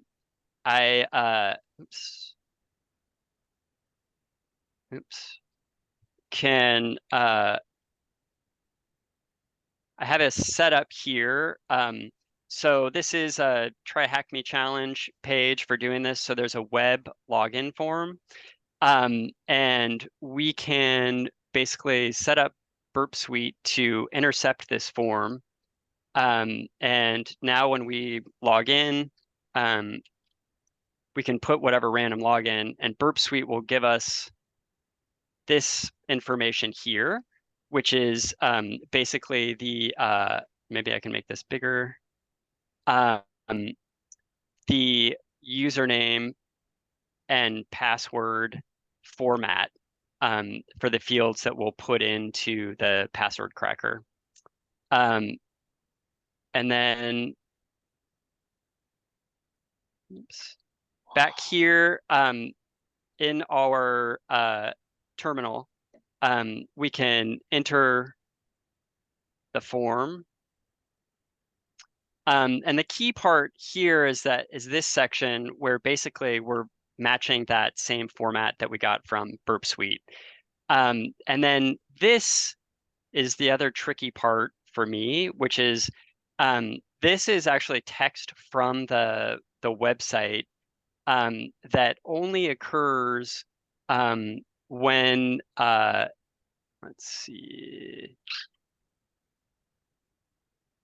Sorry, I've got to figure out how to get back to my web page. Here. So when I try this login, well, it's thinking about it. Oh, sorry, guys. This is learning by doing it wrong. Got to get back to Burp Suite now. I still have the intercept mode on. Um,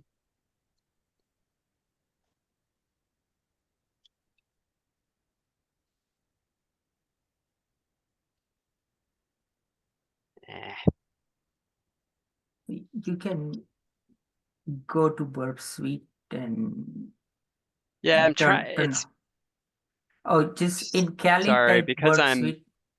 Yeah, yeah. It's sometimes like just the VM is so harder to navigate. Yeah. Anyway, I'll let you pretend that that is happening.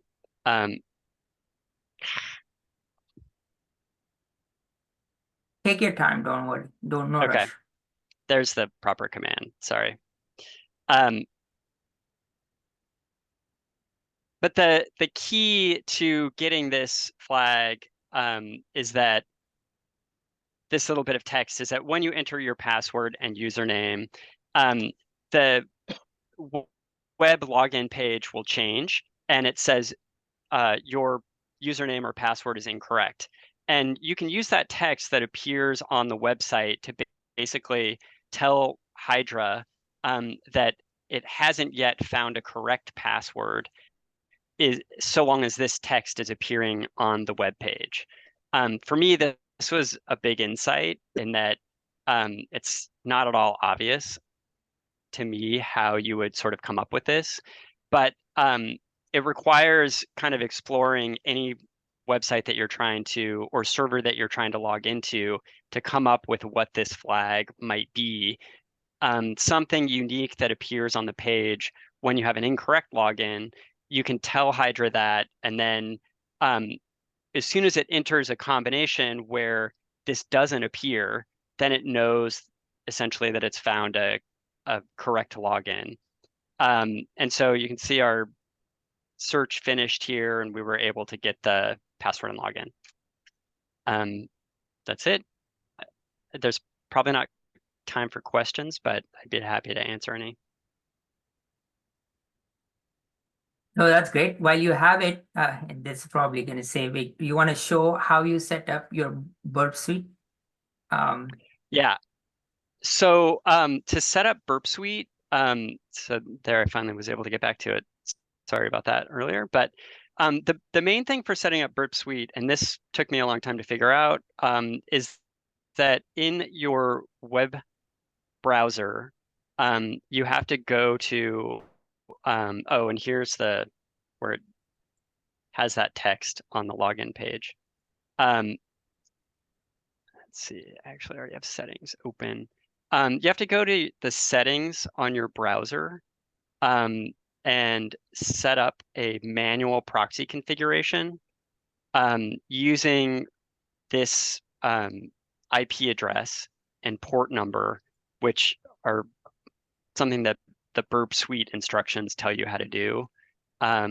Once you set that up, then when you run Burp Suite, really all you have to do is go to the proxy tab here and turn on the intercept. So an important thing about doing this that it took me a while to figure out, and I've struggled a lot with this, is that you don't want to do this until right before you actually log in. Because basically, as soon as you try to do anything on the web, like if you try to navigate to this page after you've started the intercept, it just no request you send to your web browser will complete until you turn off the intercept. So pages just won't load. So the sequence is pretty important to turn the intercept on and then immediately try your login. And then Burp Suite will give you this information. Yeah, And in this case, and that's really what's happening is what your browser is doing when you set up that proxy, that 127.0.1, which is localhost and port 8080. It's sending all the traffic to that server before it goes out. So when you hit the URL, it goes to Burp, and then Burp decides what to do with it on that server. And so that's why you set it up. There is also, if you kind of like, want easier solutions, there are these, Firefox or Chrome extensions, which are called like burp proxies, which do the same thing, but it's just a click of a button. But having said that, this is a better way to do it. And then, this is also the same way you would do it when you're doing SQL map, for the SQL map exercise, where you would kind of, use Burp Suite to look at, the SQL queries going back and forth.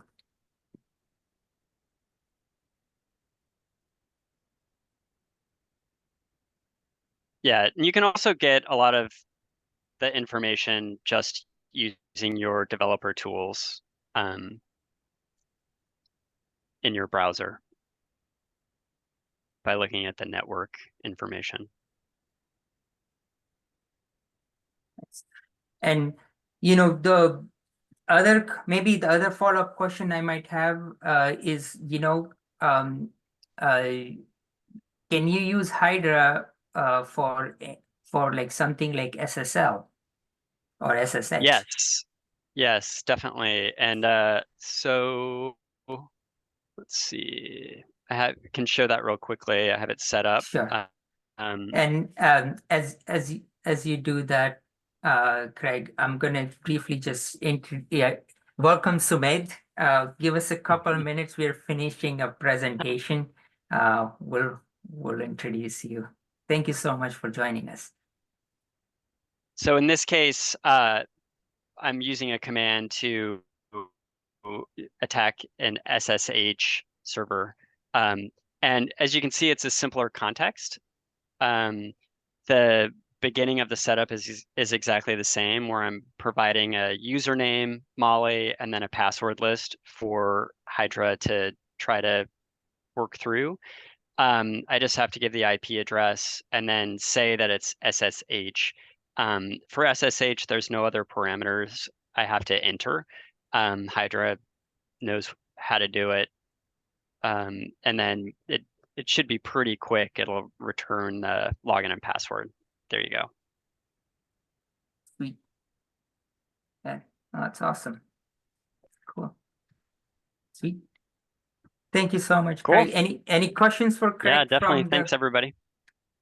I see a lot of chats here. Great. Awesome. Okay, thanks, No. guys. Let me know, anybody, if you have questions later. Sure. Thank you. Thank you so much, Craig. And Sure. we will switch to our speaker and our guest today, Sumedh. So I'm going to share my screen here shortly. So let me do that a minute. Rest of the presentations we'll do them after our conversation with Sumedh. Okay. So we have about 5 presentations which we will do at 11:30. Cool. All right. Let me make sure I have. Okay, cool.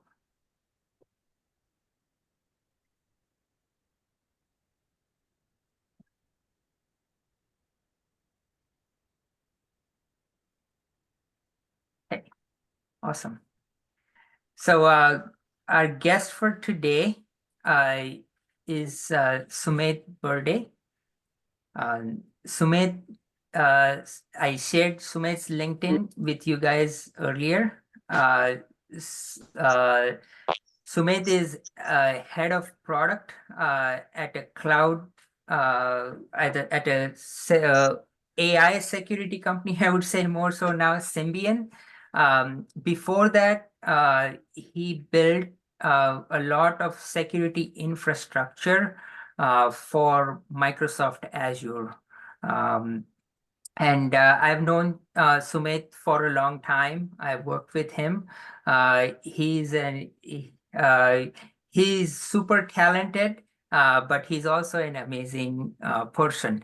So I have been very glad to have him as my mentor. And then I just thought it would be great for you guys to talk to him and kind of pick his brain on, like, how to break into security, what makes for a good security engineer. Or you can also ask him what's hot in security, what's hot in AI, and such. But without further ado, I want to hand over to Sumedh, and maybe Sumedh, you want to take a couple minutes to introduce yourself. Sure. Thank you for that kind introduction, Vaibhav. Great to meet you all. My name is Sumedh Barde, and as Vaibhav shared, I spent much of my career at Microsoft. That's how I met Vaibhav. First in engineering and then in product management. My product management stint was most of it, 90% of it was in security. So I joined the Azure, the cloud platform, Microsoft's cloud platform, and it was just taking off. Built many services as a product manager that today pretty much used by most of the Fortune 500. It was a great time to not just build things, but at some point I started doing not just building products, but also taking charge of security of Microsoft in those areas also. And man, it was like every day was an exciting day. I would say there's never a dull day. After that, I spent a year at Meta. They don't have a security product, but they have a really good internal security program. So learned a lot doing that. And then ChatGPT came up, got us all excited about the potential of how you could apply generative AI to security. And here I am as head of product of a brand new, still in stealth startup, trying to apply AI to solving security problems. Hopefully we'll come out of stealth in a few months. I don't have a prepared presentation, but I'm happy to take on just about any questions that people have and talk about any topic that you guys want me to. No, that's thank you so much, Sumit, for doing that. And I thought, like, that probably would be the best use of your time, given the breadth of experience you have, to just have a conversation with you. So I have a few questions for Sumit, which I think will be useful for you guys. But before I jump into those, like, I see a couple of hands up here. Would you guys want to ask any question? Maybe we start with a question you guys have first.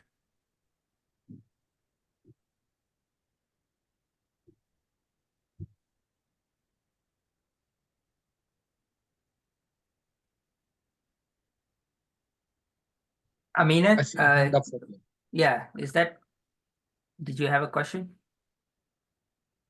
Oh, there it is. Okay. Question is, what was my training? Okay, yes, there you go. This is actually what I consider the biggest problem in security. I learned pretty much everything I needed to know on the job. I was lucky to have that opportunity. The funny thing is my introduction to security started when I was doing multimedia. There was a time when I was playing movies for a job. I was in the multimedia team, building media stack, and we were playing, just testing our code with playing different kinds of movies. And at some point, it became clear that because of piracy, that was going to doom the availability of movies on Windows. That's how I started working on something called DRM, Digital Rights Management and Copy Protection. That's how Netflix came to be. Without that work, Netflix and Hulu and Amazon Prime would not have happened. So the stuff that we built over there is used by all of these streaming media companies to make sure that they can distribute their streams without the fear of piracy. We stumbled our way through, built lots of things. Hackers used to break our stuff almost every December on December 24th just to keep us awake on the 25th of December and spoil our entire holiday. And we just embraced it. We hired some of the best in the industry who taught us how to beat the hackers. And over time, just learn from your mistakes, keep doing it again and again. I was fortunate to have that opportunity. Nice. Now, over time, as the cloud came up, there was another opportunity where nobody really knew what security means. How do you do security in the cloud? I was fortunate to jump in early over there where maybe I didn't know anything, but nobody else knew anything either at that point. And so we stumbled our way through, learned. Best way to learn anything is by making mistakes. Just do it, figure out what went wrong, spend some time analyzing, like, okay, if I had a chance to do it all over again, what would I do differently? If it went wrong this way, what are 3 other things it could have gone wrong in? And doing that analysis, we call a postmortem. And that loop is super, super, super useful. And that's how we build. The next time we build something, we can not just take care of the thing that went wrong, but we can take care of an entire category of other problems that could go wrong. And that's how over time we build that intuition for, okay, if I have to build a new product, if I have to approach security from this perspective, I can take care of it all. In terms of how that applies to others, well, I guess you could take it in one of 2 ways. Attach yourself to a problem where nobody else really knows much, so you get the benefit of doubt and you can afford to stumble your way through just like I afforded to. The other way is lately there have been fairly good classes. There is no substitute to doing on the job. These classes can only get you started. But apart from like what Vaibhav is teaching you, for instance, Udemy has some really good classes on if you want to enter security from, hey, you want to be a pen tester, you want to be an analyst, you want to be a ethical hacker, like all of these things. I would think Udemy and Coursera probably have the best pick of classes right now. Nice. Yeah. So I think the follow-up I think Amin has is how would you design security training given what you know now? Especially if time is not unlimited. That's right.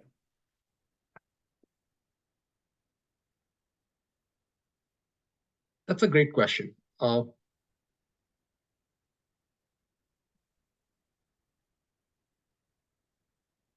haven't really thought so.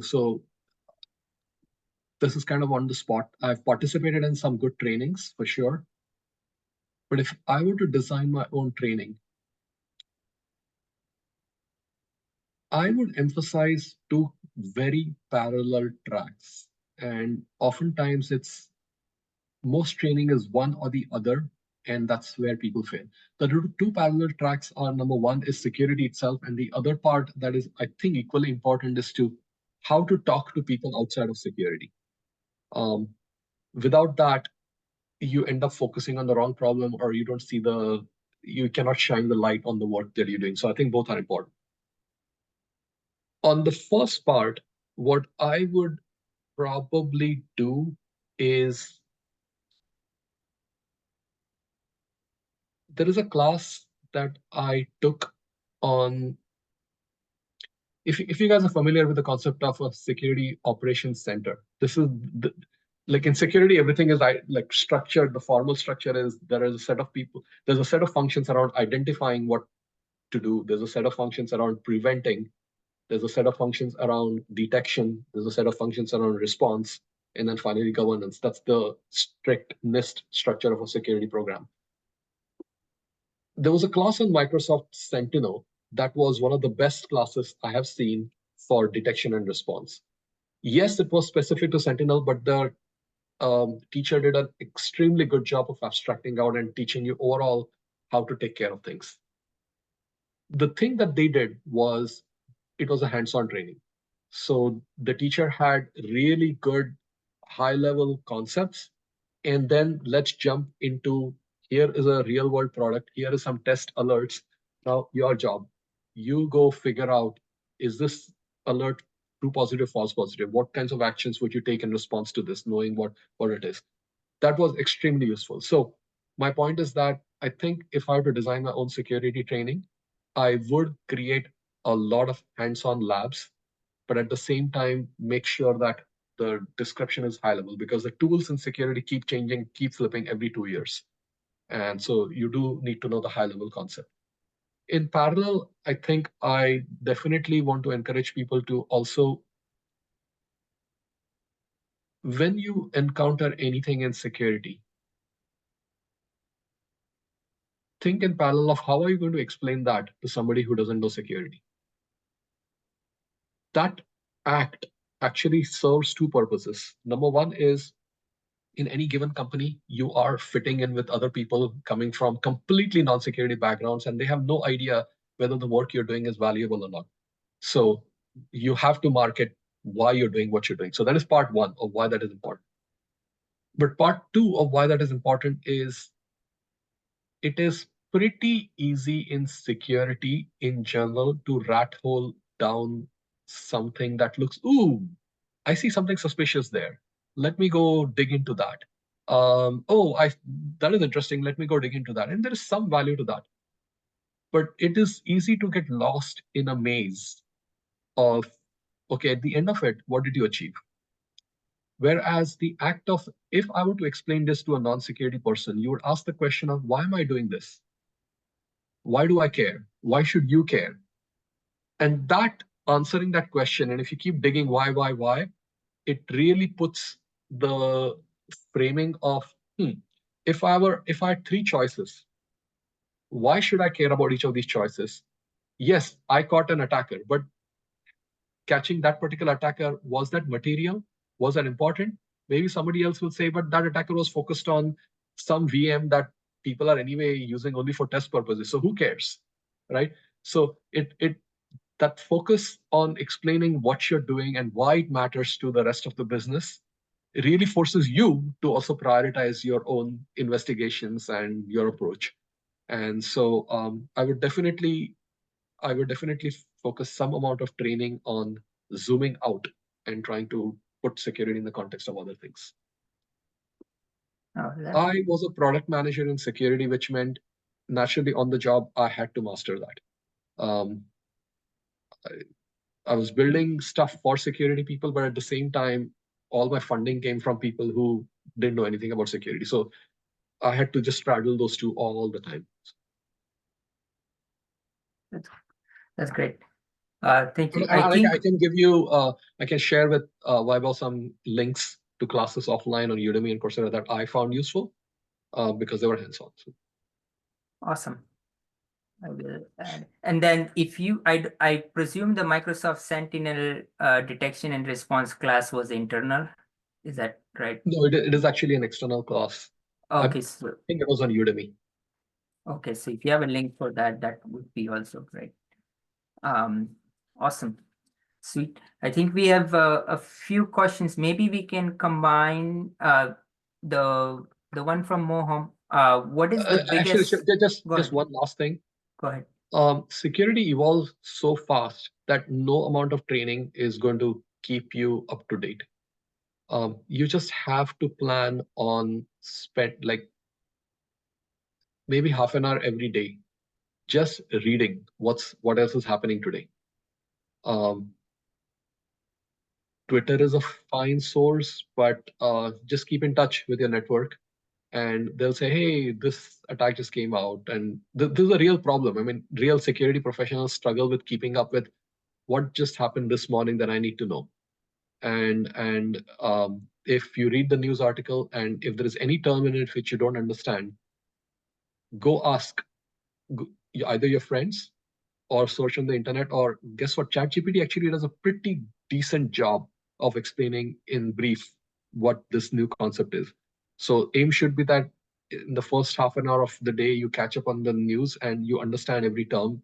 If not, go ask ChatGPT, a friend, what that means. And so you would be able to take that entire article and explain to others. That's the best way to train yourself and keep yourself up to date. So. That's awesome. I think Sharian has a comment there. Last week he worked in a Microsoft data center in Santa Clara to destroy like 8 to 12,000 disk drives. That's So- awesome. So you're doing some real-time security there. It is. Yeah. We still have more, like around 17,000, which is going to be working on Monday, I think. Oh man, nice. Yeah, they otherwise become part of industrial espionage. People fish them out and try to find secrets from the hard drives. Trust me, they're very strict on there. When you get there, they're like very, very strict. Securities out there. They be scanning you every time you go in and go out.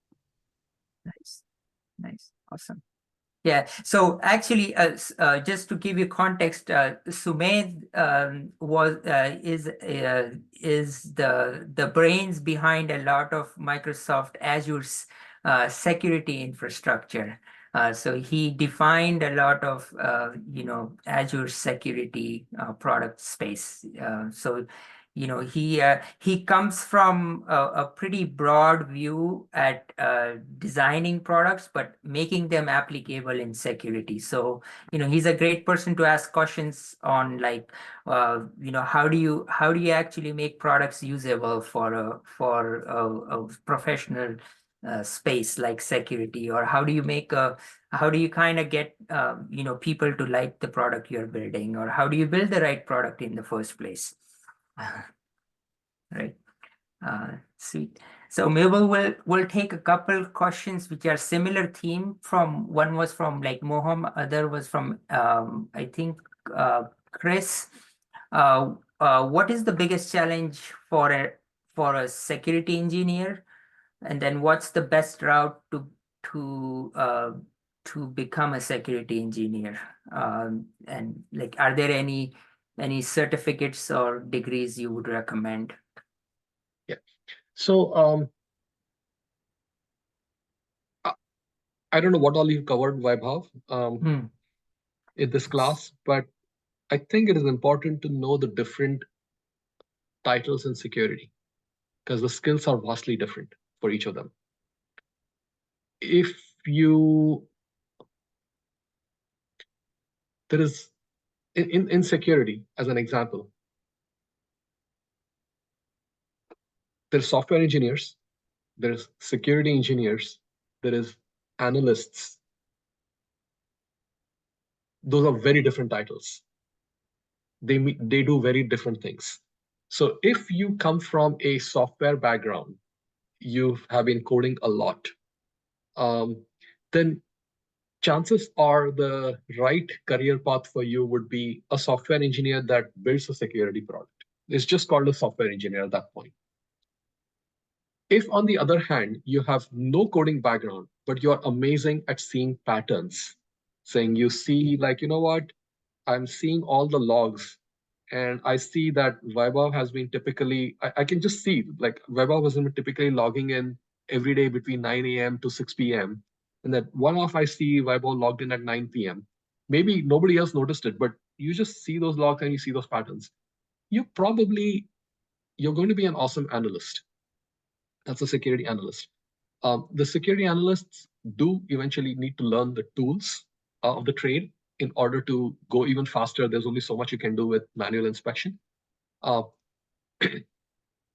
then there are security engineers, which are somewhere in between, where they are they understand enough about coding and software to be dangerous, but they are not necessarily the kinds of software engineers that can build like Google-style search engines, large search engines, and so on.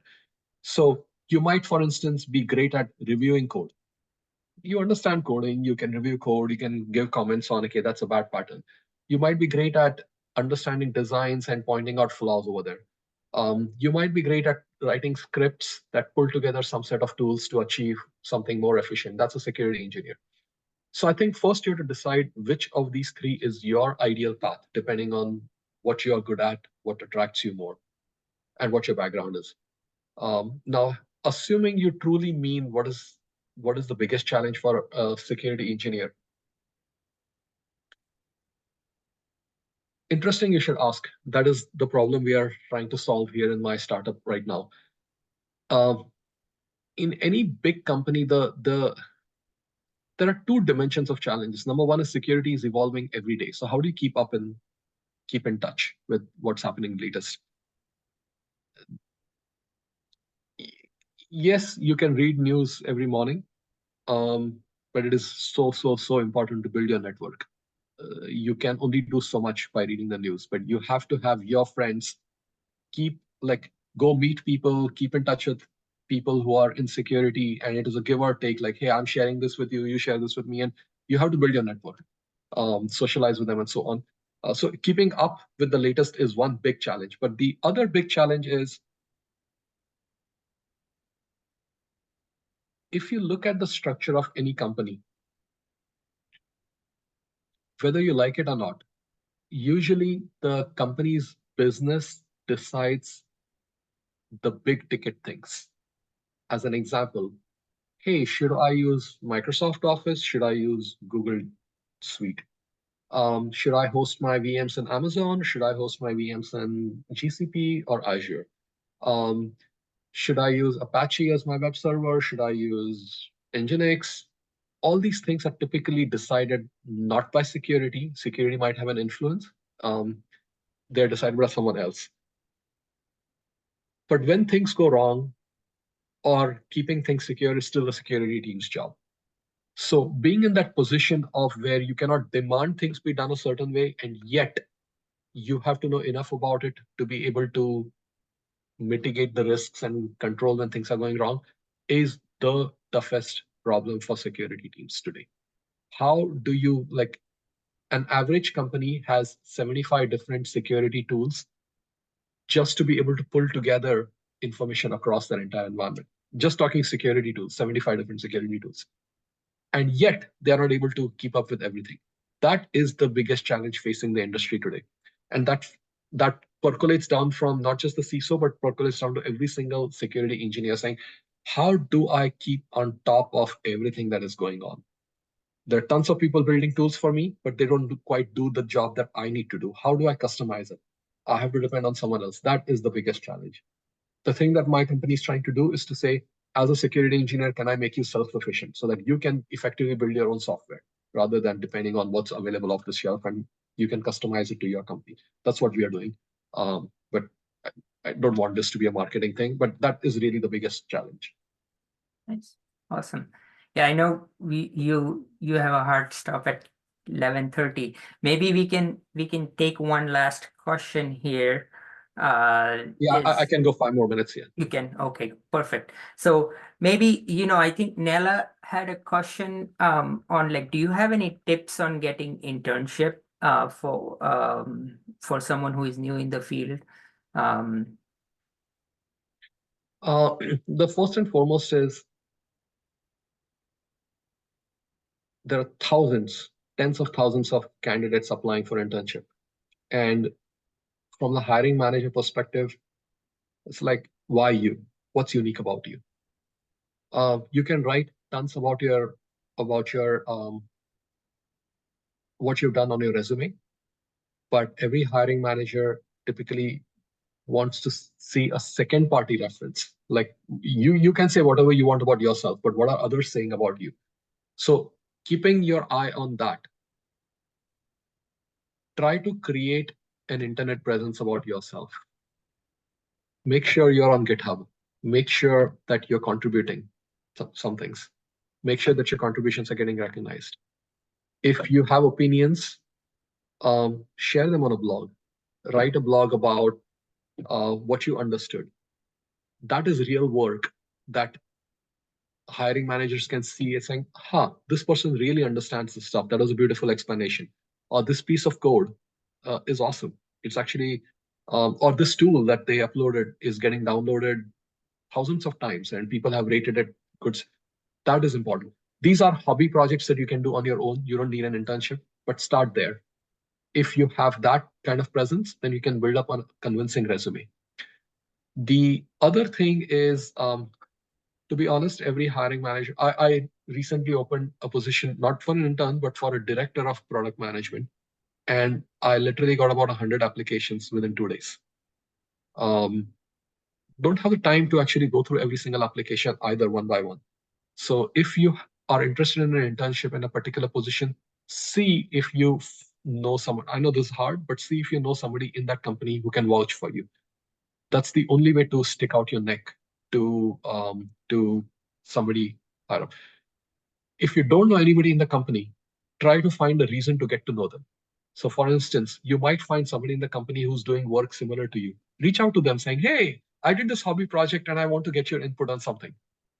Now you just made a personal connection with that person who's not the hiring manager, but you now have in the company. Build on that, interact it 2-3 times, create something that makes them feel like they want to talk to you again. Every meeting you should leave with, why does the other person need to talk to me again? Why would they want to talk to me again? Like leave them with some hook that is coming back. So after you interact 2-3 times, they'll be like, wow, this person is awesome. They will put in a good word for you with the hiring manager. This whole process is not something you can do in the last month of applying.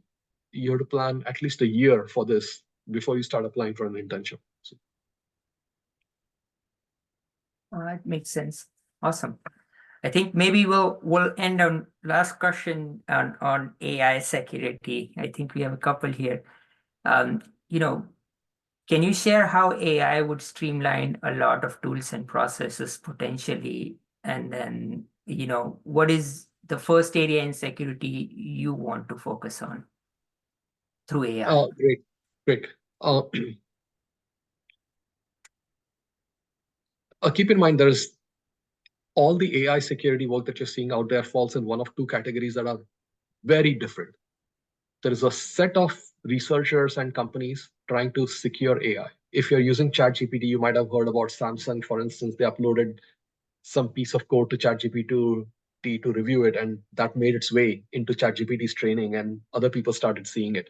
So leaks like that or prompt hijaction, like our researchers were pretty easily able to just go to all these bots, like travel agent companies have chatbots and car dealerships have chatbots.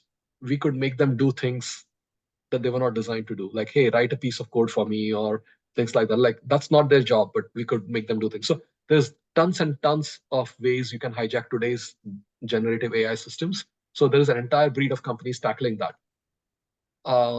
The other thing, which is where we are focused on, is applying AI to security itself. There is largely two categories of use cases. There is predictive AI and then there is generative AI. Predictive AI comes in the following form. I'll give you a real world example. So at Microsoft, I used to own this service called Azure Key Vault, which if you're building any application on Azure and your credentials, your cryptographic keys, that's the place you securely store them. So along with the AI researchers, we built a system that says, well, let's look at the log of all accesses to the key vault and see if we see any anomalies in there. So what is happening over here is that this researcher built a model of, we gave them the last year's worth of logs, and they looked at, in general, for a given key, what is the normal pattern of accesses? And we are seeing that typically there is like 10 accesses a month. We typically see access only from this range of IP addresses. We typically see access only from these user IDs. And so they built some model. And this is a neural network, like the classical AI model. And then once in a while, when you see anomalies in that access, you know something is wrong, and you raise an alert. So they actually caught real world attacks that way. We, for instance, had a red team. The red team is our internal team that does all kinds of pen testing, red teaming that tries to break into our systems. And they had somehow figured out people's passwords. They had phished people, and they were leveraging them to go operate on keys. And the AI system caught it right there, saying, hey, normally this user doesn't access the key at this time of the year, this time of the day, and not at that frequency. So something is wrong over there. So that is one class of things. Basically, the general trend over there, general theme over there is that we have so many logs that humans cannot visually inspect it. I cannot like ahead of time write the rule as to what is good, what is bad. So how about we unleash AI to just look at the patterns and say, this is different from this, like all these are green, this is red. Things like that. It helps you answer things that you did not anticipate. Okay, so that is one part. There's a completely different set of use cases that ChatGPT unleashed, which is generative AI. And generative AI, the use cases tend to be more like, I have lots and lots of geeky structured data. How can I produce a summary of this? Because I need to understand, first of all, but I also need to communicate out to my colleagues. So transforming, generative AI is really, really good at the following. It's really good at extracting pieces, the relevant text out of a large amount. It is really good at synthesizing, meaning taking lots of text and reducing it. It's really good at expanding, meaning taking little text and saying, let me produce an essay out of it. And it's really good at transforming, which is I'm turning from C++ to Rust. I'm turning from English into SQL. I'm turning from logs into English, things like that. If it can fit into those patterns, you can get generative AI to do it. So having lots of logs, turning that into a summary, generative AI is really good. It's really saving a lot of time there. Or the other way around, where I need to write queries. I can generally understand query language, but I'm not a SQL expert. Well, why don't I express in English? I need to get user logs from this system and that system. And the system automatically turns that into a query language and runs it and gets the logs. That is another use of Gen AI. The third use of Gen AI is the thing that is really, really picking up is generating code in general. I have English language, let me generate code. That is picking up big time. A fourth use of generative AI is transforming across styles. So in a company, I might have something that I can explain to a security person, but now I need to explain to a CISO. Now I need to explain to a marketing person. How do I do all these transformations? And these are all time sinks for security people. They take time away from their regular jobs. It's a real problem, and that's where generative AI is awesome. Oh, that's amazing. Yeah. So thank you so much, Sumit. Like, he succinctly kind of. So Go ahead. I just sorry, Yeah. a couple more things. People are researching into how can I use generative AI, for instance, to automatically construct threat models. I assume you guys have talked about threat modeling. People are talking about generative AI to say, how can I look at code and automatically look at bad patterns? So historically, there are static analyzers that compile effectively code. They look at the internal structure of code and find out that is wrong, or if I go from here to here, I'm going to exploit this buffer overrun here and all. That is the classic way of static analyzing. But now generative AI is throwing another way of doing it, which is, okay, I have seen enough code out there that says that is a bug. All of that was written in C. Now, can I apply that same pattern to Rust code and say, I see a bug here, even though there is no existing pattern? Now, I didn't analyze the code. All I looked at those correlations between that Rust code looks like that C code. That C code had that vulnerability, therefore this Rust code must have this vulnerability. So it's applying that kind of similarity things. It's a very different approach to solving old security problems. That makes a lot of sense. Yeah, no, that's very helpful.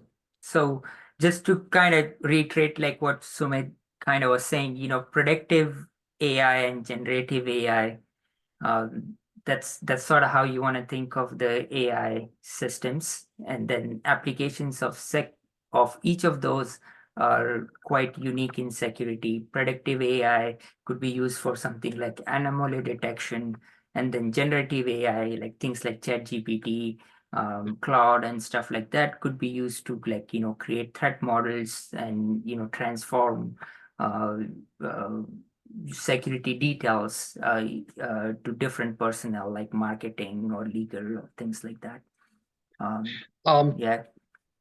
There was one question that we skipped over in the chat window. I think that is important, so I'll take that. Someone asked about what certificates do you get or do a BS? Yep, let's do it. Certificates are good, but they are the bare minimum. Having a certificate or a degree is not going to get you a job. I mean, if you get it, that's luck, but really try to be hands-on. Try to do actual, real, like coding. Like I said, get out on GitHub, have your own presence there, write some hobby projects. If you are doing some ethical hacking, write a summary of what you did there. That hands-on work, out of 100 people trying to enter security, only 10 people do that. If you don't do that, then you're part of the other 90 and you're lower priority in terms of the hiring pipeline. So in fact, if you can do those 10, the certificates matter far less. I don't have a certificate. I don't have a BS in security. Most of the people I work with don't have certificates.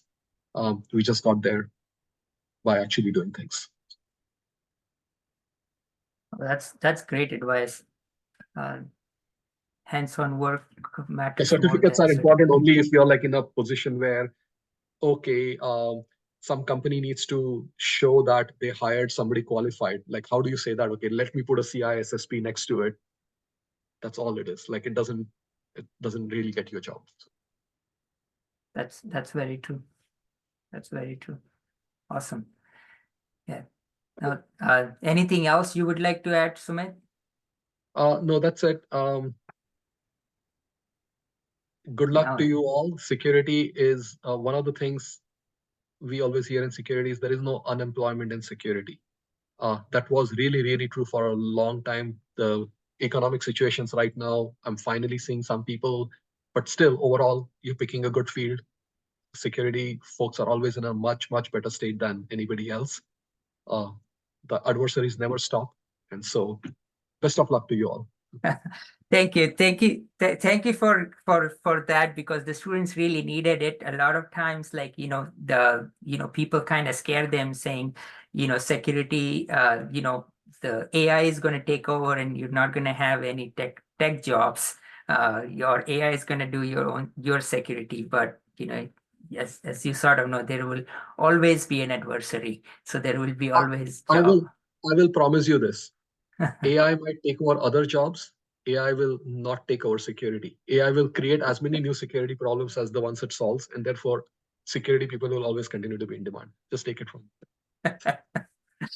That's great. That's great. Awesome. Right. Thank you so much for taking time and staying a bit over. So I hope we didn't make you too late for your next meeting. Thank you very Awesome. much. Thank you. Thank you so much, Sumit. Cool. Awesome. Cool. Okay, great. Awesome, guys. I think how was it, by the way? This is great. was I great. loved his openness and honesty, Awesome. especially with like the getting a job and internship. No, that's great. Yeah, I really liked his suggestion that, like maybe, doing the real work, then kind of going for certifications where, write a summary or a blog or, contribute to something open source, something like that. So that's great advice, actually. Awesome. Cool. I know we are at 11:45. I do want to prioritize presenting you guys' projects. So we might run like 10 minutes over so we can fit everyone today. Is that okay with you guys? Yeah, it is fine with me, Professor. Okay, awesome. So, how about this? Let's continue back to our presentations. I don't have much to cover.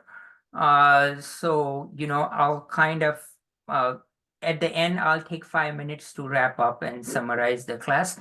But let's move onwards and do the presentations in the order we kind of said. I think we have Andrew next. So let's just do those presentations.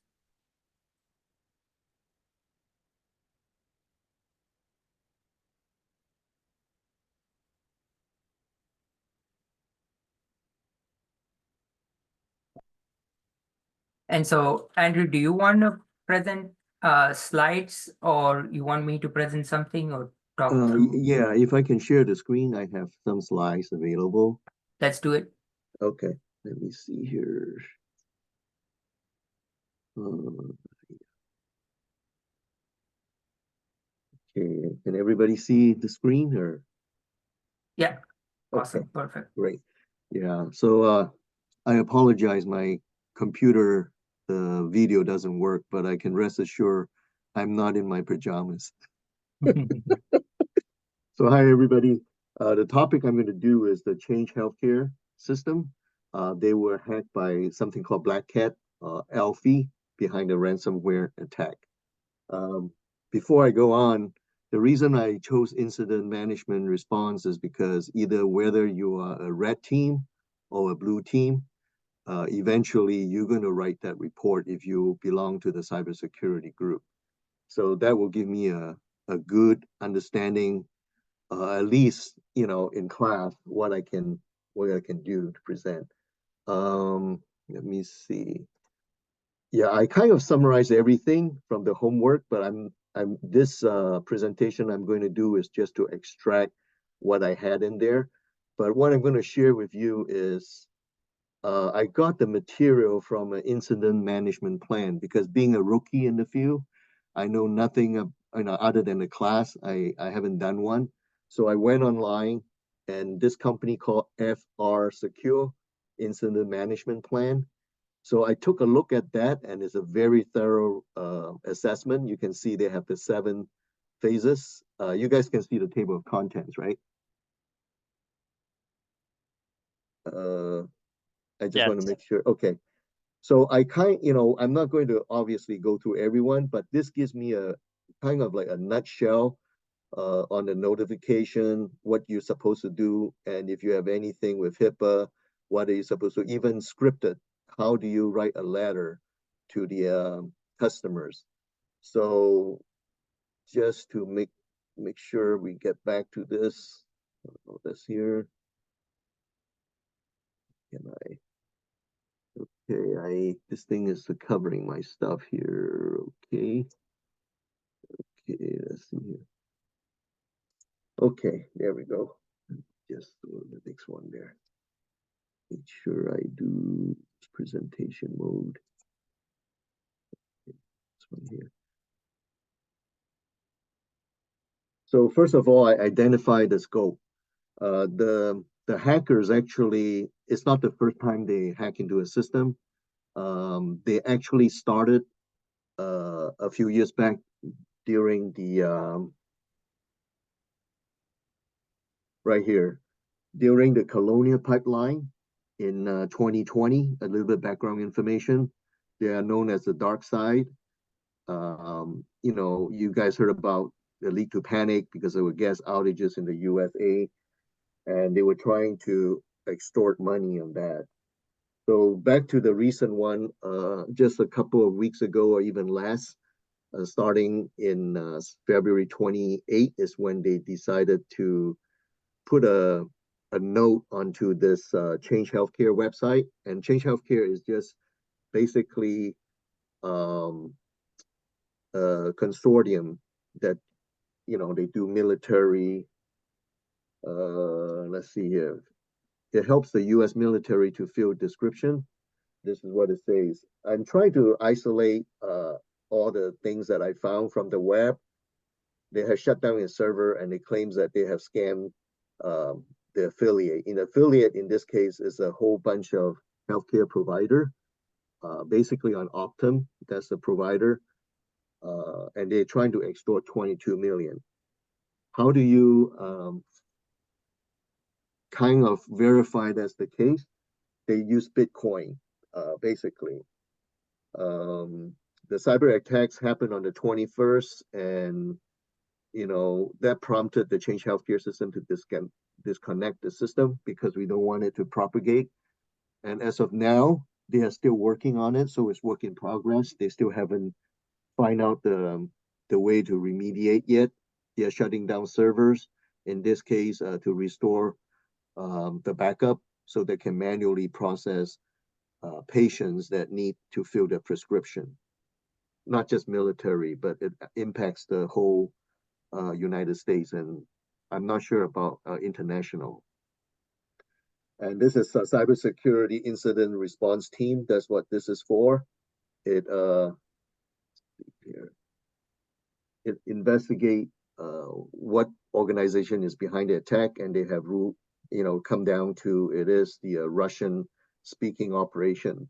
But it says here it's not linked to any government, so it's not a terrorist attack. It's basically it's for money. It's not for political. Yeah, because the magnitude of this ransomware attack, it has a FBI, the NSA, and I think I have some correspondent by the Homeland Human Services, HHM, asking, this is from the government, asking for help, even from the government, to help to remediate this ransomware.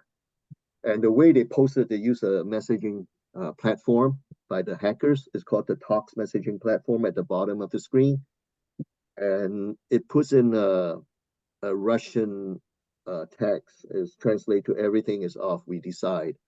So from dealing with people that kidnap or hijack, you don't really want to negotiate. That's my take, because they found out that they promised to delete some of the terabytes data they stolen, but they did not do that.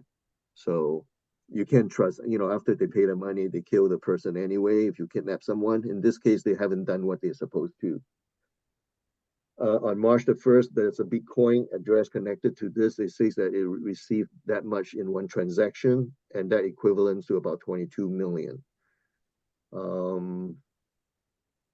Yeah, and the FBI actually is trying to come out with the decryption key to help the healthcare provider to get back into business, but not all of them is back up and running yet. So the Justice Department is involved, the FBI is involved. Yeah, they took away about 28 companies. These are all healthcare provider. I have a list of them, but I didn't show it in this slide. So Change Healthcare is the mediator, basically, to manage all these. It says here, with a decryption tool provided by the FBI to hundreds of ransomware victims, businesses and schools were able to reopen. And some of the healthcare and emergency service able to come back online. But they still haven't able to mitigate, I guess is the word, of this. It's still in progress, but they do not show how many percent has it been resolved yet.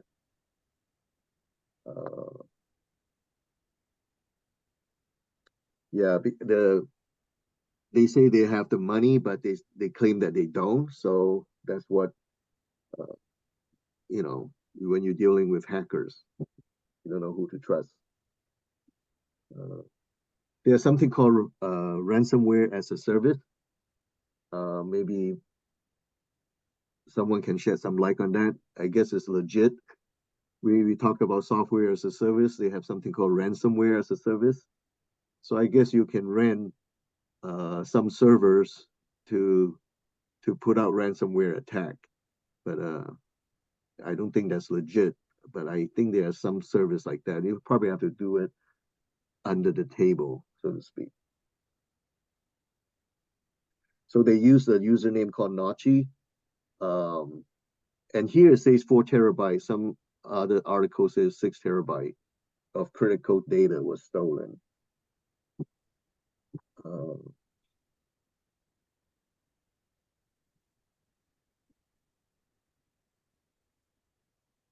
Yeah. So other than that, I think that's it.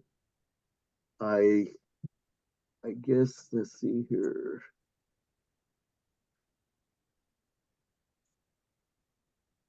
So it does impact the CIA triad we talked about. This is from the homework. Obviously, patients' records are compromised. That's the integrity part. Availability is a big thing. Effective billing and care authorization portal. So all this prescription from patients are backlogged for many providers because for one thing, they can't verify their account that you have insurance because we just don't trust them. So what are the root cause? And they are still working on that. Yeah, the attack was prompted by high-level calls for action from like of Senate Majority Leader Chuck Schumer, and there are some letters that I read. So even involve the U.S. government, and this is where the Human Health and Human Services is too. Yeah. So I think that's it. I'm not very thorough in terms of this because my information is everywhere. I'm still learning, but the document that I got is just very thorough from the FR security under incident management. And these are the steps basically we need to go through it. So lessons learned. No, that's great. It's also, it's also work in progress. So, in a way, as the incident evolves, the incident response is also evolving. But great job in actually trying to summarize and get to bottom of something which is so recent and so burning. So awesome. Okay, thank you. Nice. It's sweet, awesome. Thank you. Any questions for Andrew? Let's see. Great job. Awesome. Awesome. All right. I think we'll continue. Let me see who's up next. I think it's Rob. Rob, right? Rob, you're still with us? Okay, great. Awesome. Yeah, I have a couple minutes. I have a work call I gotta go on in a little bit, but I could do a quick presentation.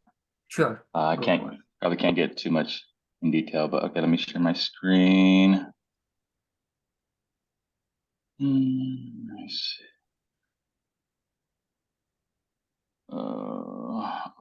Sorry, I guess I don't have it's just,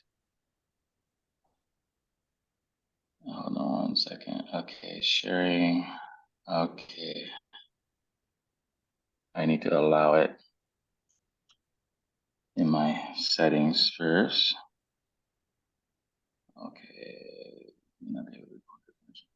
So you might have to log out and log back in. It does look like I have to do that, huh? Yeah. Okay, I don't know if you could, can you pull it up? Maybe that might be faster. Yeah, I'll present. Let me pull it up. Okay. Sorry, thank you. I had it all ready to go too, but No worries, that's fine. Assignments. So okay. Just give me a second here. Also. Sure. So really quickly, I'll do an introduction while it's pulling up. I did mine on Mimikatz, just from last week's quiz. There was one question about Mimikatz, and that kind of led me to a rabbit hole, and I thought it was really interesting. It does exploit a Windows vulnerability. So if you're using Mac or some other operating system, it might not affect you, but because a lot of companies are Windows based and use Windows servers, then it could be a pretty big problem. Let's see. Okay, there we go. Okay, so Mimikatz, if you can make that just a little bit bigger. I know I just got computer glasses and I'm not using them right now, but so Mimikatz is an open source tool that can capture password hashes and plain text passwords from memory. When I initially read this, I was like, oh man, like I use my browser to save passwords all the time. You know, am I susceptible to a Mimikatz attack? Well, thankfully I have a Mac still.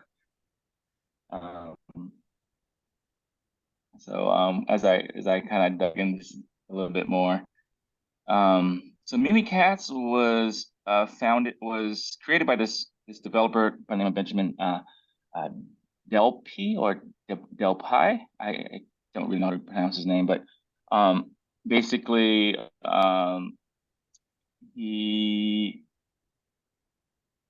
he was working on a project and he noticed a vulnerability in the Windows operating system. I believe it was 7 at the time. And he noticed that he could actually, using this program he wrote in just C++, I think it's C++, then he was able to access passwords and hashes from memory. And so you could actually download the Mimikatz source code on GitHub and you could modify it. And there's been lots of variants that have been developed by different people. If you guys remember Joshua from CIS 72 last semester, I did reach out to him because I know he's a Windows network administrator for his company, and I asked him if he has seen it in real life, but he says that he's only seen it in like a sandbox type environment. Okay, if you could go to the next slide. Okay, so Mimikatz, again, is an open source tool that allows running arbitrary code in the context of another process. It is commonly used by attackers to dump password keys and other sensitive data from the memory of compromised systems. Its functionality includes extracting plain text password, hash dumps, pin codes, and verbose tickets from memory. And all this was like a foreign language to me, so I had to Google like so many different items. Like Kerberos is a computer network authentication protocol that works on the basis of tickets to allow nodes communicating over non-secure network to prove their identity to one another in a secure manner. So you can imagine that if you can basically steal these tickets, and in fact, there's this thing called a golden ticket, then you can basically take over the whole computer or system. Okay, so you could move on to the next one. So typically, go down one slide. Sorry. Oh no, sorry. Go back to slide 5. Yeah, there you go. So Mimikatz in the process is typically done after initial access is gained. And so, you know, using tools like Metasploit or crap, I can't remember the tool that Craig presented earlier. Once you get John into the Ripper. John the Ripper, yeah. Then this is where Mimikatz can be super powerful, and you can escalate your privileges. So if you can move on. So again, extracting passwords and hashes, dumping credentials, manipulating tokens, and even control processes. Okay. Sorry, I have to rush through this since. We'll kind of just skip over this, but if you have a chance, please look into it. And these are some of the tools. Mimikatz uses modules, and once you have command of someone's computer, then And these tools, these are the modules that are most popular. And I won't read through all these, but you can feel free to take a look. All this information's online. I watched a lot of YouTube videos. I tried to do a try hack me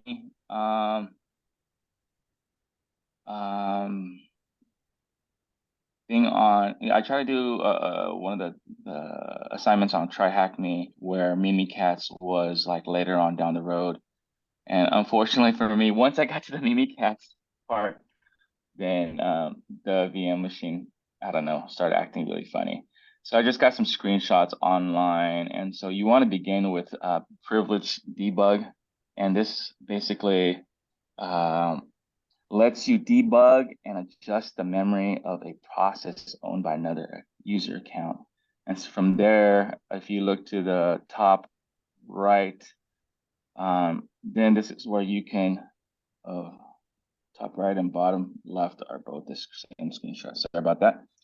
But so if you run the command, this command, then it would list all the users who have recently logged on to the system, and their login data will still be stored in memory. And so, and in that last screenshot, the token elevate. This basically elevates your ability and privileges to basically an administrator of the system. So, okay, you could. So some different ways of defending against Mimikatz, restricting admin privileges, disabling passwords, and turning off debug privileges, and on constant monitoring. Okay.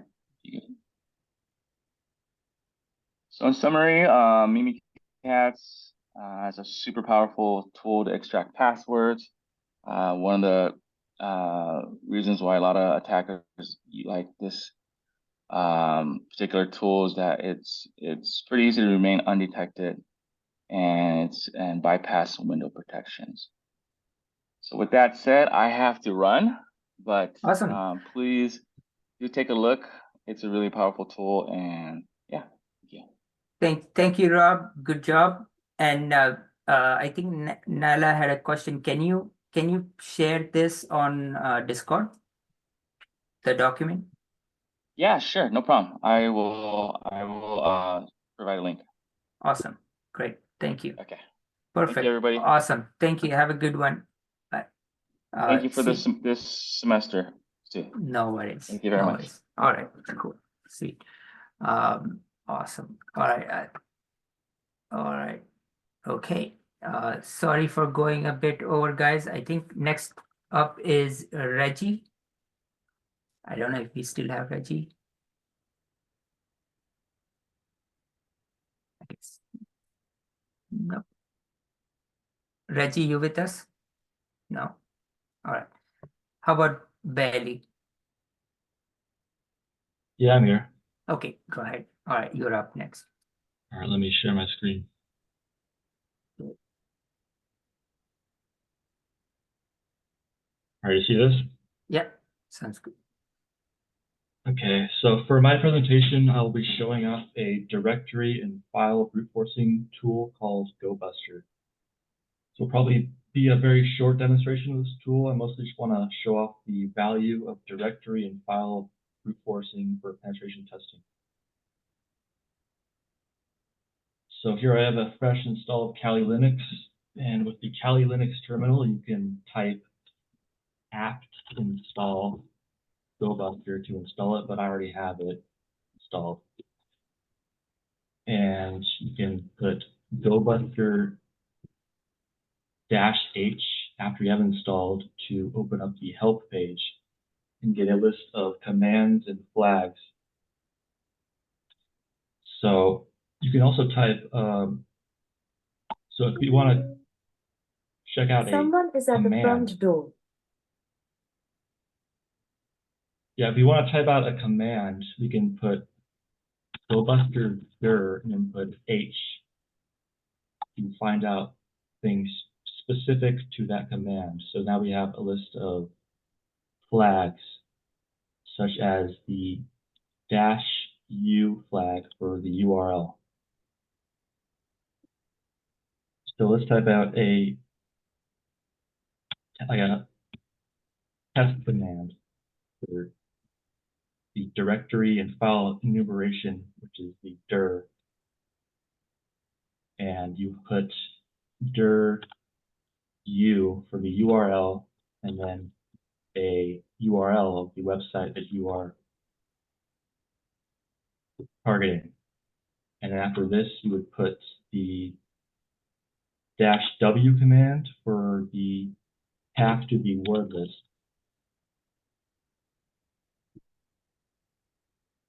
And then from here, you would just press enter, but obviously this path does not exist, nor does this website. So for this demonstration, I have the OWASP Broken Web Application Project, which is basically a list of vulnerable applications or web apps that you can just basically practice tools on. And I'm just gonna pick this Wacko Pico website and see what we can find with clicking around. You can probably do some code injection here, but I'm gonna find any sort of URL that you would normally not be able to find with the Wacko Pico website with GoBuster. Thank you.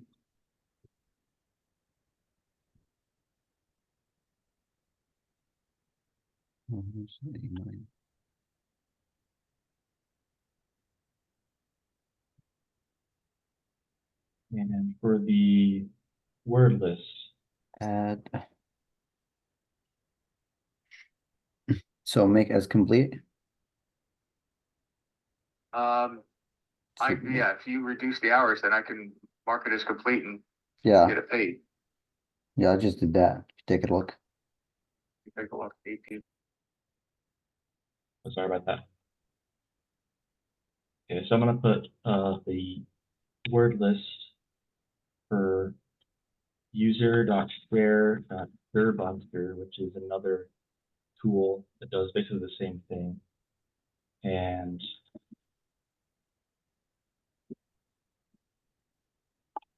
try and find a directory word list. Choose this one, the medium-sized one, and see if this works. Here we go. So we have a bunch of responses, and with each response, there's a status. And the status 200, I think, indicates a page that we can access, such as /about. Here we can try /test. And this is not something you would be able to find on the main page. It seems to be just a link that doesn't go anywhere. It's just a test page. There's status 403 for pages that are forbidden. Let's try /include. This is a forbidden page. And likely if we had a escalated privileges, we might be able to access this page. So there might be something here. And let's try status 301 for directories or redirects. Here we have a page for, I guess, cascading style sheets for just HTML design. We have, you can just browse around here and you can find plugins. Just for the main root folder, we could probably like find the whole website, but we don't seem to be able to access that. We have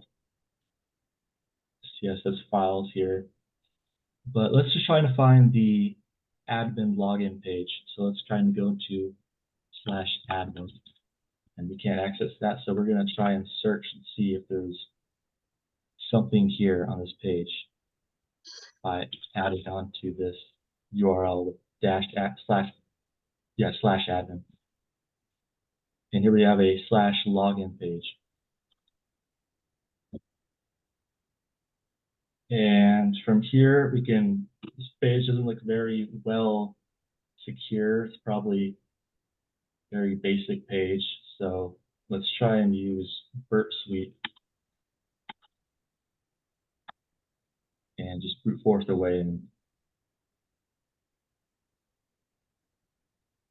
first, I'm going to enable a 12:16 p.m. proxy.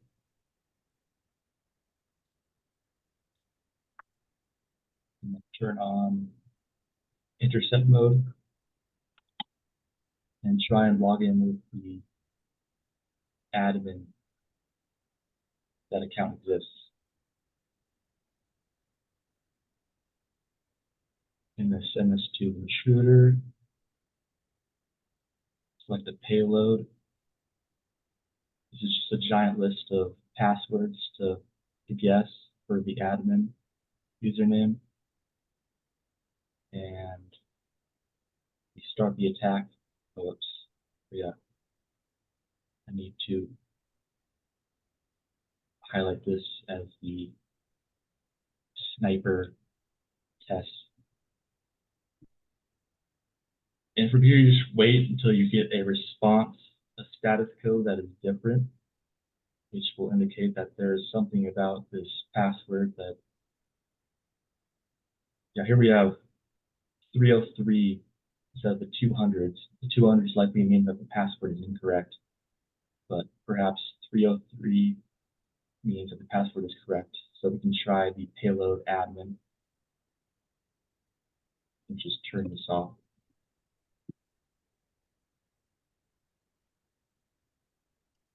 Admin and admin for the password. And here we have this. We've logged into the awesome admin panel. And basically, I'm not sure this page actually does anything, but assuming it does, I now have escalated privileges. And the important thing to note is that these tools are very interchangeable and that will probably be replaced in the future. I could have used Durbuster instead of GoBuster, and Hydra or John the Ripper instead of Burp Suite, and probably have gotten the same result. I think it comes down to preference and knowing which tool works best for whatever you're targeting. But the most important thing to know is the purpose of these tools rather than memorizing every little command and flag. As like I said, these tools are always changing and being replaced. And I think that's about it. Thank you. Oh, that's a great job. And thank you for showing a live demo Thank you. of actually that's a very useful tool chain. So awesome. Great job, Belly. Sweet. I think awesome. Nella?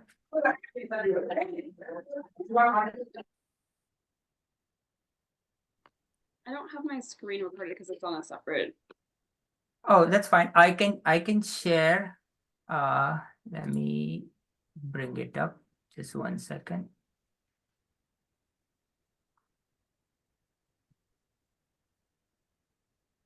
I'll share in here in a minute.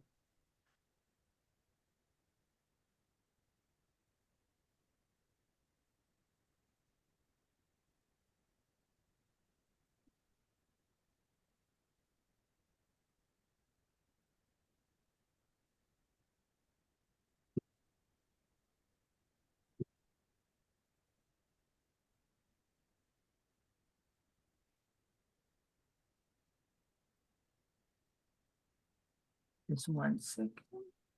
Yeah, no, take your time. Yeah, all right.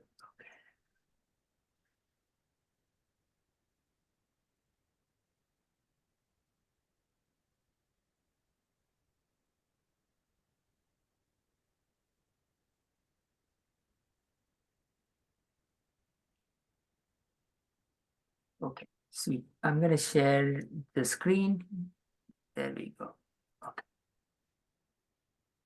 Yeah, so I chose the hack of Golden Corral because I was very surprised that Golden Corral was targeted in the first place. I guess no one is truly safe nowadays, but I do generally see more like bigger businesses or tech companies or health companies being targeted. So for not necessarily like a small business, but for a more intimate restaurant buffet, a buffet to get targeted was kind of not funny, but out of the ordinary for what I've usually seen. And then looking further into the case, I was amazed at how it happened initially, along with how they've kind of been going about it. It's very recent, so there wasn't too much as far as like details to look back up for like their recon. But initially it was stated in the lawsuit that they were aware that there were weaknesses in their data and they never did anything about it. And the information that was stolen was very personal information of their past and present employees. This actually ended up targeting over 180,000 people. And then the information that was potentially exposed happened to be like social security numbers, driver's licenses, you know, and it's not just for those employees past and present, it also affected their dependents. So that's a lot of people affected in such a quick matter of time. Along with that, I learned that the attack apparently happened in August, around August 11th through the 15th of 2023, but people haven't or weren't notified until last month. So that's a very long time for potential exposure without notification for such private details. I think with this case, I learned so much more about, I guess, how quickly things can spiral, but also kind of, you can't just change your social security number. You know, like the steps to do that, it's very involved. And then you have to be targeted to do that in the first place. So it's not like my identity was put at risk. I would like to change that. You know, it's not that simple. And it's something that people are going to have to monitor for the rest of their lives. And that's kind of been brought up in the court case, that their response to this happening so far has been to say that they'll cover credit report and monitoring for the next like 2 years. And then that's only if the people that have been affected sign up themselves before the end of April this year. So it's a very short window. I can imagine how many people haven't even gotten the letter and aren't in the know of hacks. So it's probably just, they have no idea. So that's why I chose this case. I think it's kind of crazy. I'm really invested emotionally now, and I kind of want to see what happens next. But I think there are a lot of steps that could have been taken to avoid this happening in the first place. And then moving forward, I'm curious to see what their actual recon will be and if the company itself will kind of survive after this. And if there's any questions, I did kind of a lot of research on this. It just kind of took me for a whirlwind. Yeah. So how was the information leaked? The information was initially, well, the leak was detected because there was a slight disturbance to their corporate office on August 15th. And then they kind of looked into that and discovered that there was a potential data breach, but it wasn't exactly, I couldn't find exact dates for the time that they discovered it. It's kind of just said that they discovered it and then it's taken them 6 months to gather the addresses for everyone affected, which is why they haven't been notified until recently. So that's where things got a little bit muddied in the research for this one. Got it.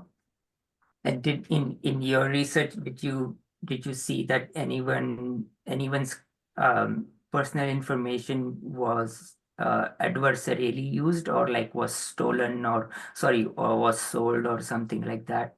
Was there? Not yet. They haven't responded to, they haven't commented on any of the not necessarily accusations, but I guess, yeah, accusations. They haven't responded to any of the media requests for comments about the case currently because it is ongoing. But they have stated that as far as they know, there hasn't been any misuse of that information, but it is something that those affected are going to have to constantly check for potentially the rest of their lives. Yeah, no. It's a small company, but the number of people, past and present employees, is huge. 180,000. Is that right? And growing. Yeah. Wow. But I guess the customers weren't affected. Is I guess the plus. And I wanted more information into how that was working with their security measures. And they're not they. Do you know if they're publicly funded or like how are they funded? Or like who owns them? It was a little, I didn't look too far into that specifically. To be fair, I kind of got lost in the thought for a while. No. Yeah, I mean, the reason I say is because depending on what the ownership structure is, this is completely, this lax behavior could basically put them like, in more lawsuits or potentially could, put them out of business. Yeah, from what I've seen, it's been Golden Corral as the company being sued kind of as a whole. Yeah. But that's just one case. No, that's great. Yeah, and then one other things you will start seeing now more and more is like because they sweet, like looks like Craig found the answer. They're privately owned, so that's good for their business survival. But like more and more, like you will see that the SEC. The Security and Exchange Commission is requiring companies to file these sort of things sooner than later. So like, the 6 months would not have been accepted if they were like a public company because now SEC has started enforcing that. So because companies like Experian, TransUnion, Equifax, like, which have been mentioned here, they're public. So if anything like that happens, they have to, they are required by SEC to file it within a quarter, within 3 months. Otherwise, they'll get fined separately from by SEC than other regulatory bodies. That's true. Yeah, that's awesome. Yeah, if nothing else, like these sort of things should always kind of remind you to keep your especially credit scores and things like that under watch. So always a best practice is to, unless you are going to use credit in any meaningful way, always freeze your credit scores. And so you can do that for free. And then always watch your credit scores for any sudden things coming up, right? Yeah, so you can basically freeze your credit report. So no new things get added on without your permission. You can freeze them until you unfreeze them.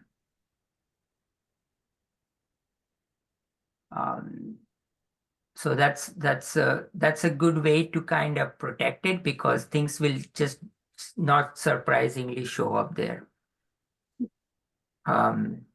But yeah, as social security numbers are very tricky because yes, once they are compromised, as you're sort of saying, it takes like years and years for you to kind of figure out the impact and then, a bureaucratic process to get a new one.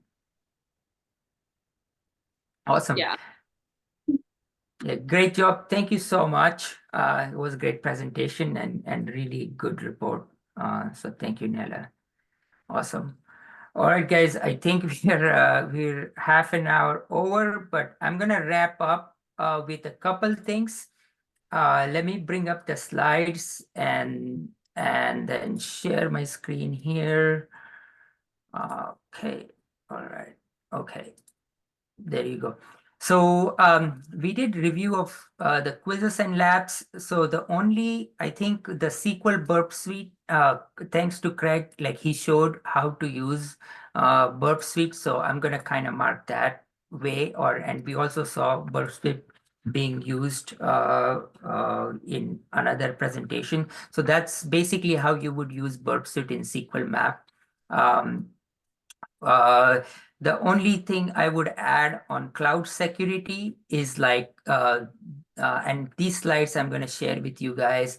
There are a number of certifications. If you are sort of interested in that, there is like a whole like certification roadmap there. But for cloud, the only certifications which are kind of meaningful are like, you know, by private bodies, so like by AWS or Azure, AWS being the most noteworthy. So there is a certification from AWS called AWS Security Specialty, but it takes a fair bit of preparation. So I would kind of recommend something like that if you are doing cloud security in terms of that.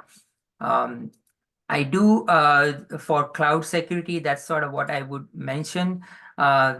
In terms of lab 4 and quiz 4, they were fairly straightforward. I didn't see any kind of hard things from you guys. The questions were more or less descriptive.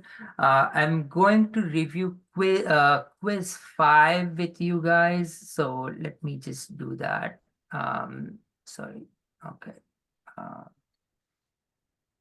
Just 1 second. Let me bring up the quiz here. Okay. There it is.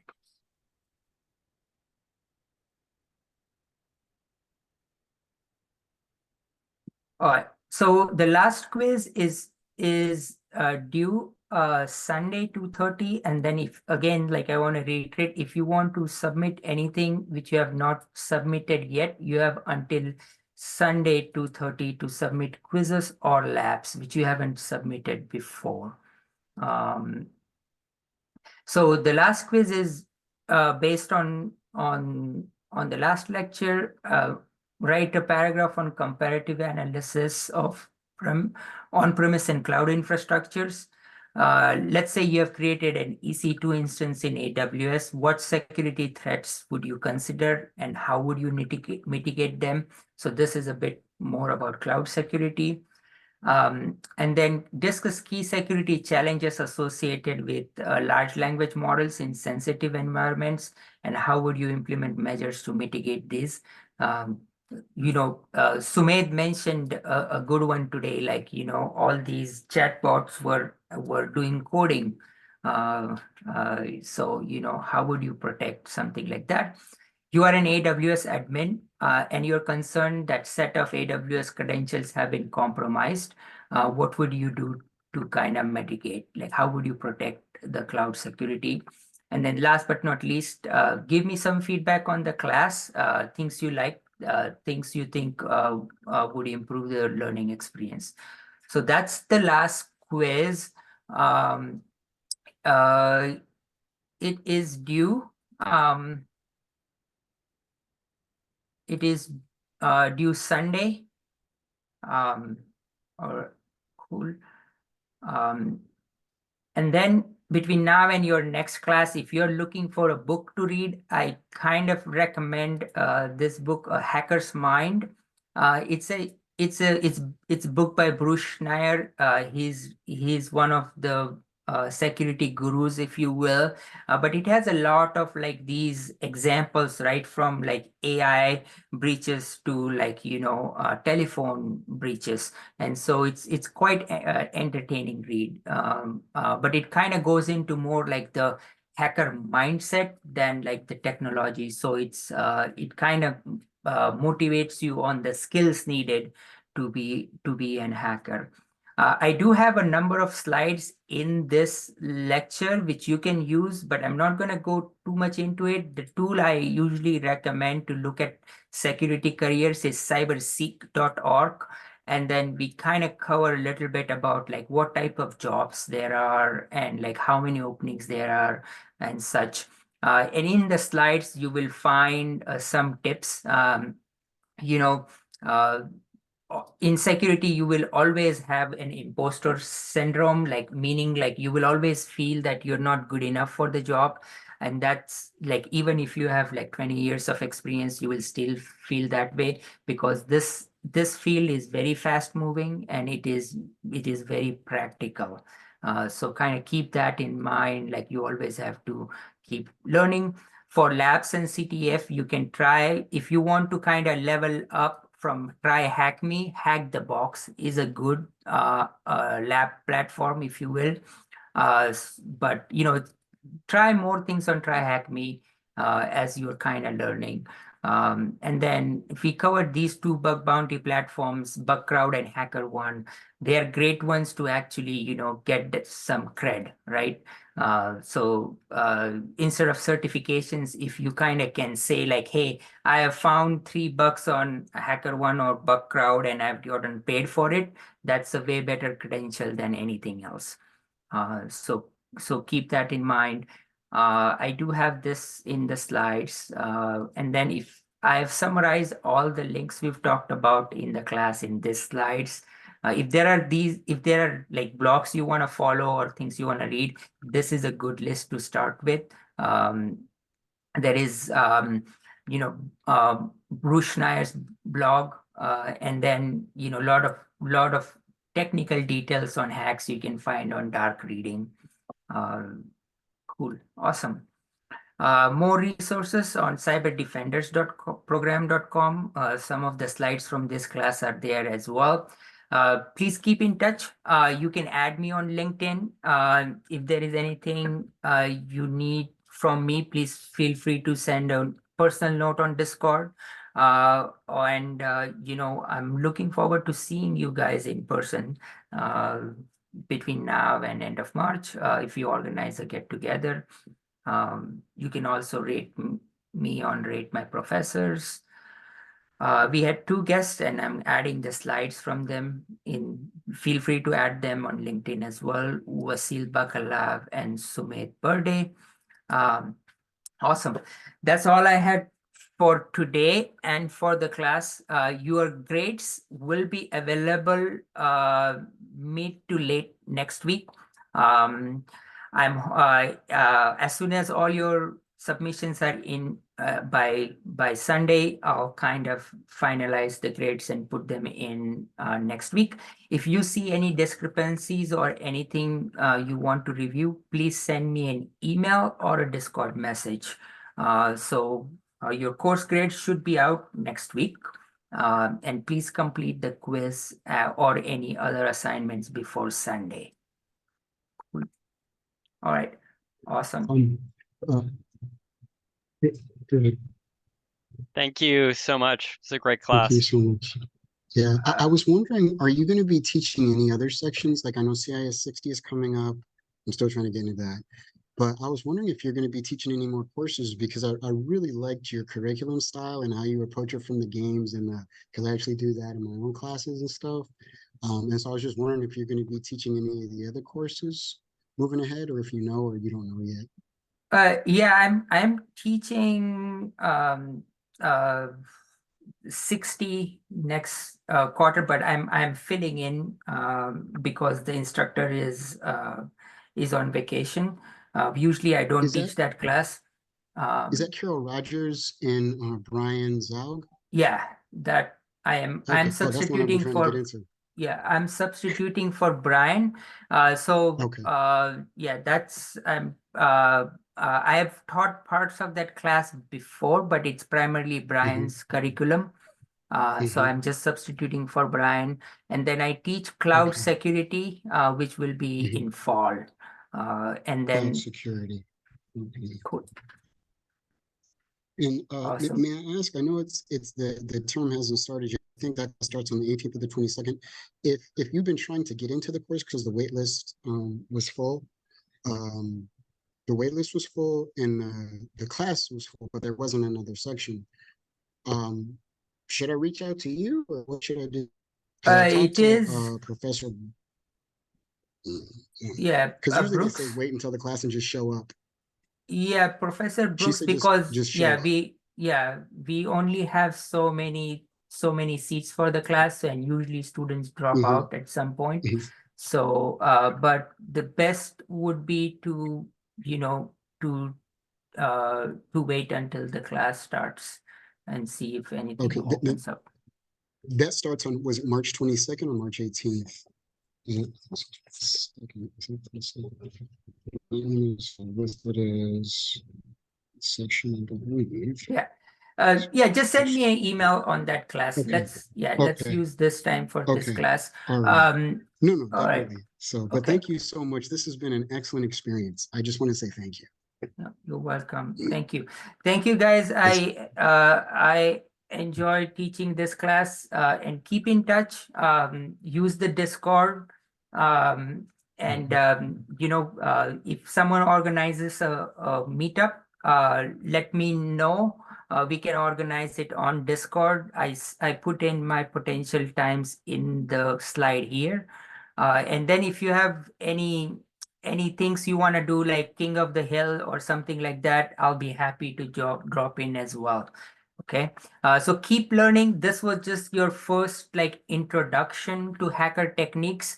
As you kind of imagine, this is like a very vast field, and it is also very lucrative, not just from you know, job perspective, but just also life skills perspective. So, you know, practice a little. This is all about, you know, being in a mindset in which you can kind of find loopholes in a system, and also, you know, being in a mindset you can close the loopholes. So that's more important than the tools. So kind of keep that in mind. I know we talked about a bunch of tools, but you know, the techniques are more important, and then the techniques in terms of how they actually help you get to the end goal are more important than the tools. So yeah, keep at it. Awesome. All right.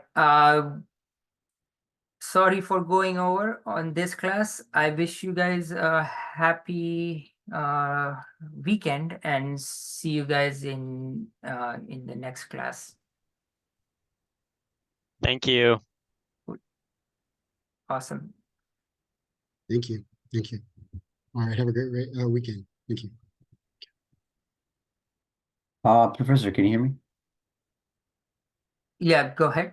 Yeah, I'm sorry. I actually I had to go to make my braid today for Friday, and I would say I missed some of what you guys saying, but I'll try to listen to the recording later.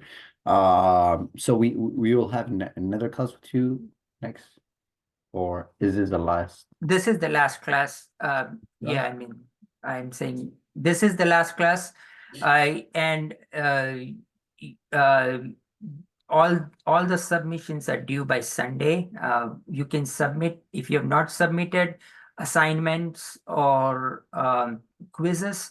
I am giving you an option to submit them before Sunday, but it has to be in on Sunday, and the grades will be out next week. Okay, good to know. I would say I am missing some of, I would say, bunch of assignments and labs and quizzes, and I'll try to work on them and get them done. But I was wondering if you have not like received an email from the ASA, like Student Disabilities, department regarding my you know. Yeah, I did, and I addressed it. I addressed it for several students, but you know, we have to also finish the course, and the school needs to do the grades. And so you got 6 weeks to finish from week 1 to week last. There were 6 weeks to finish the assignments and labs. Yeah, but what if I still have some missing homeworks and all of that? Well, then you didn't submit them. You didn't do your work.